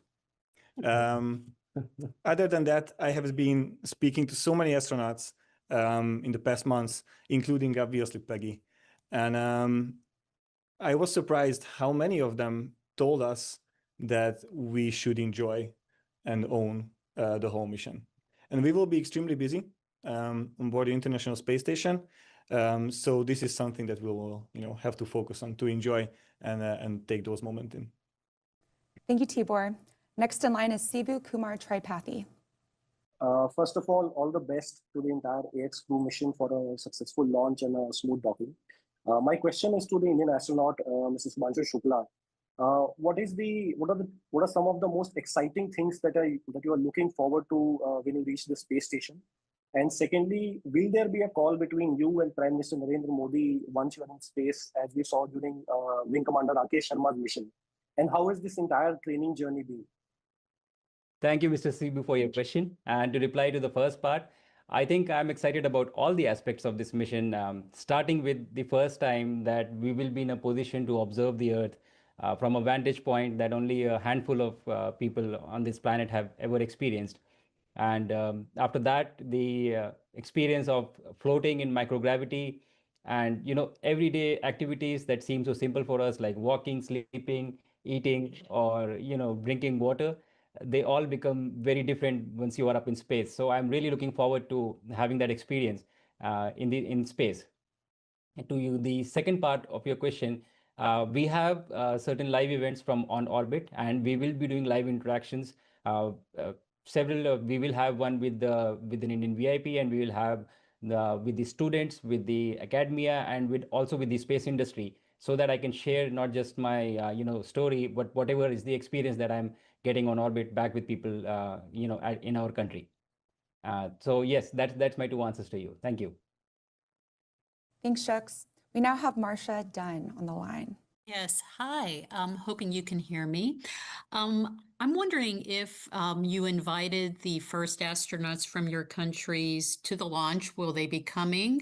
Are you taking anything up in their honor? And I realize the first Polish astronaut, I believe, is no longer with us. Did you get a chance to talk to him while he was still alive? I'm wondering, for the Polish astronaut. Thank you. Hi, Marcian. Thank you for the question and mentioning General Hermaszewski. So he unfortunately died a year ago, but I had a chance. He was a big supporter and trying and waiting for decades for someone to take the relay from him. He was a big supporter for me during my selection process. He saw me being selected by the European Space Agency. Unfortunately, he will not be able to see the mission, but to cherish and to bind our both missions together, I will be taking some special artifacts that he had during his mission. I'll take a Polish flag with that was on his spacesuit during the mission in 1978, and this will be a big moment for me and a big honor to honor his mission, but as well, looking into the future for many more for Poland to come, I hope. Thank you for the question. As far as plans go, Berti, how we call him, Bertalan Farkas, he's coming to the launch, and I'm very, very happy about it. I personally asked our organization to make him travel a little bit earlier than that, so I can speak with him on L-1. There's a lot of things that connect us. He's from the same county as I do, and I have been selected 44 years later on the same day when he was flying to space.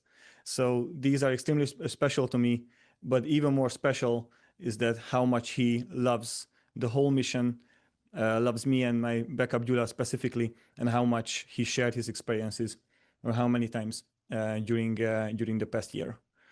I am flying something from him, and I'm extremely excited to reveal this.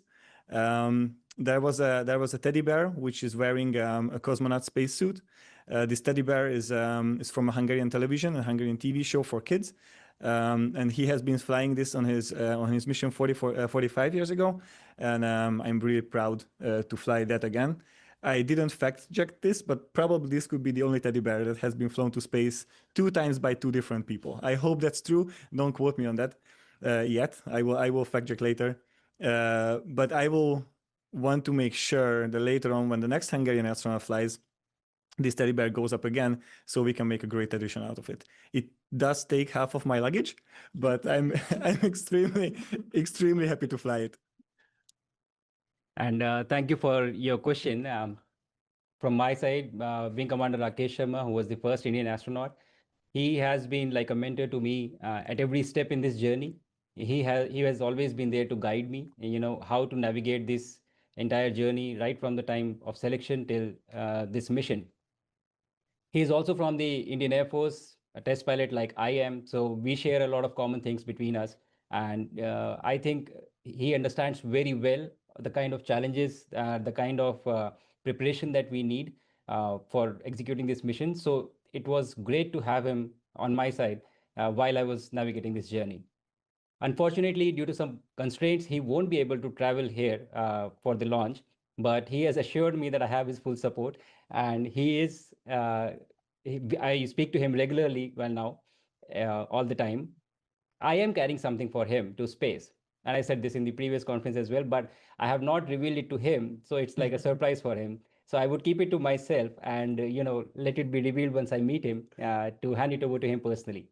Thank you. All right, next in line is Pavla Bagla. My name is Palav Bagla. I'm the science editor at New Delhi Television. And thanks for giving me the opportunity. And I wish the entire crew of Axiom 4 good luck from 1.4 billion Indians. My question, first one for Group Captain Subhanshu Shukla. Group Captain Shukla, this is your first sortie into space. Are you confident of pulling it off and also having a happy splashdown or happy landing? Namaskar, Baglaji.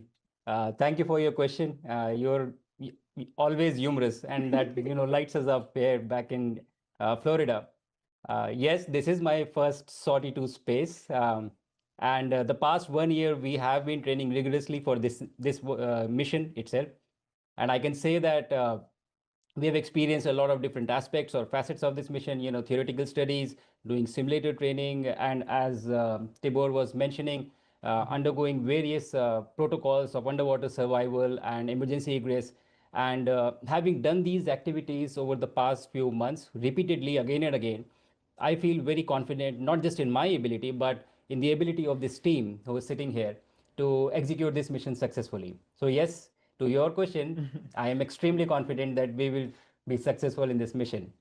And yes, there was a time when happy landing was appropriate for whenever I landed the aircraft, but I have switched over to happy splashdowns now. So I would, willingly accept that. Thank you.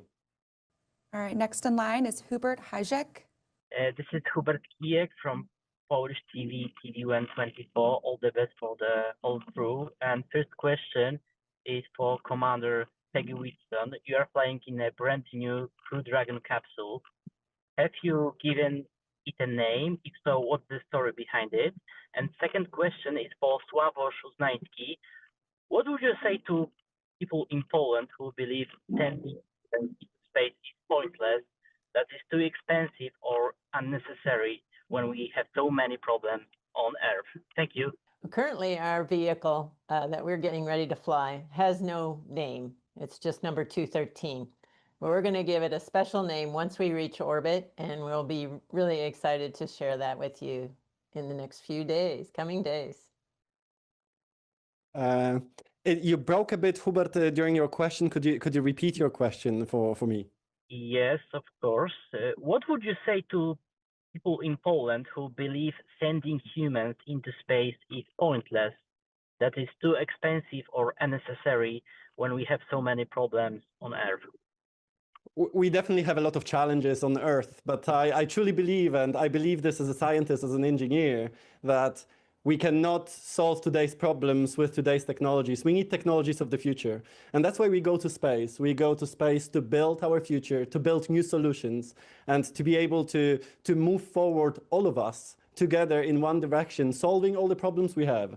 And I truly believe that, and that's why I spend my life in science, contributing to pushing the frontiers of our knowledge.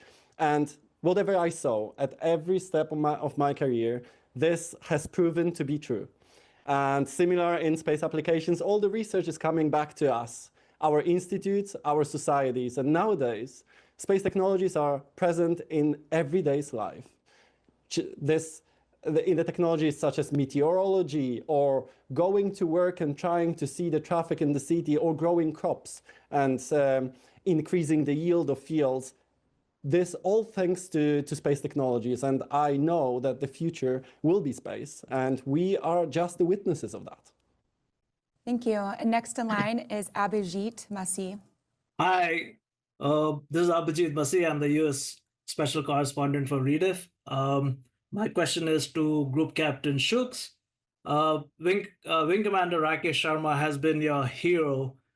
In what ways did he mentor you? And could you give us a hint how you plan to honor him? And my second question is, your mummy has been worried about what you will eat in space. what delicacies have you packed? Hi, Abhijit. Thank you so much for your question. Wing Commander Rakesh Sharma, as I mentioned, he is from the Indian Air Force. I am from the Indian Air Force. He is a test pilot. I am a test pilot. He traveled to space in 1984, and so I think that he understands the journey and the background from where we come from, what values we carry, and what professional skills we carry. And he navigated the same path back in 1984. And then all the years since, he has been involved with the space agency in all these decades and doing work with them, great work. So I think he understands the situation very well. And the more I got into this journey, the more I went deeper, I realized how much it would have been like, what are the challenges he would have faced when he was doing this. So I think that it was a very revealing process for me to understand this. And he has been very kind in guiding me at all the steps of navigating the various challenges and giving me very sound advice, which I hold close to my heart. To the second question, I would again differ on it, because I really wanted to be a surprise for him, whatever I'm carrying to honor him, and I will bring it back with me. So maybe post mission, I will reveal that to you. And to your third question, I am carrying something. Please tell your mummy not to be worried. I'll be having enough food to eat on the station. But specifically to answer that question, I am carrying a few delicacies from India. We have a very rich culinary culture, and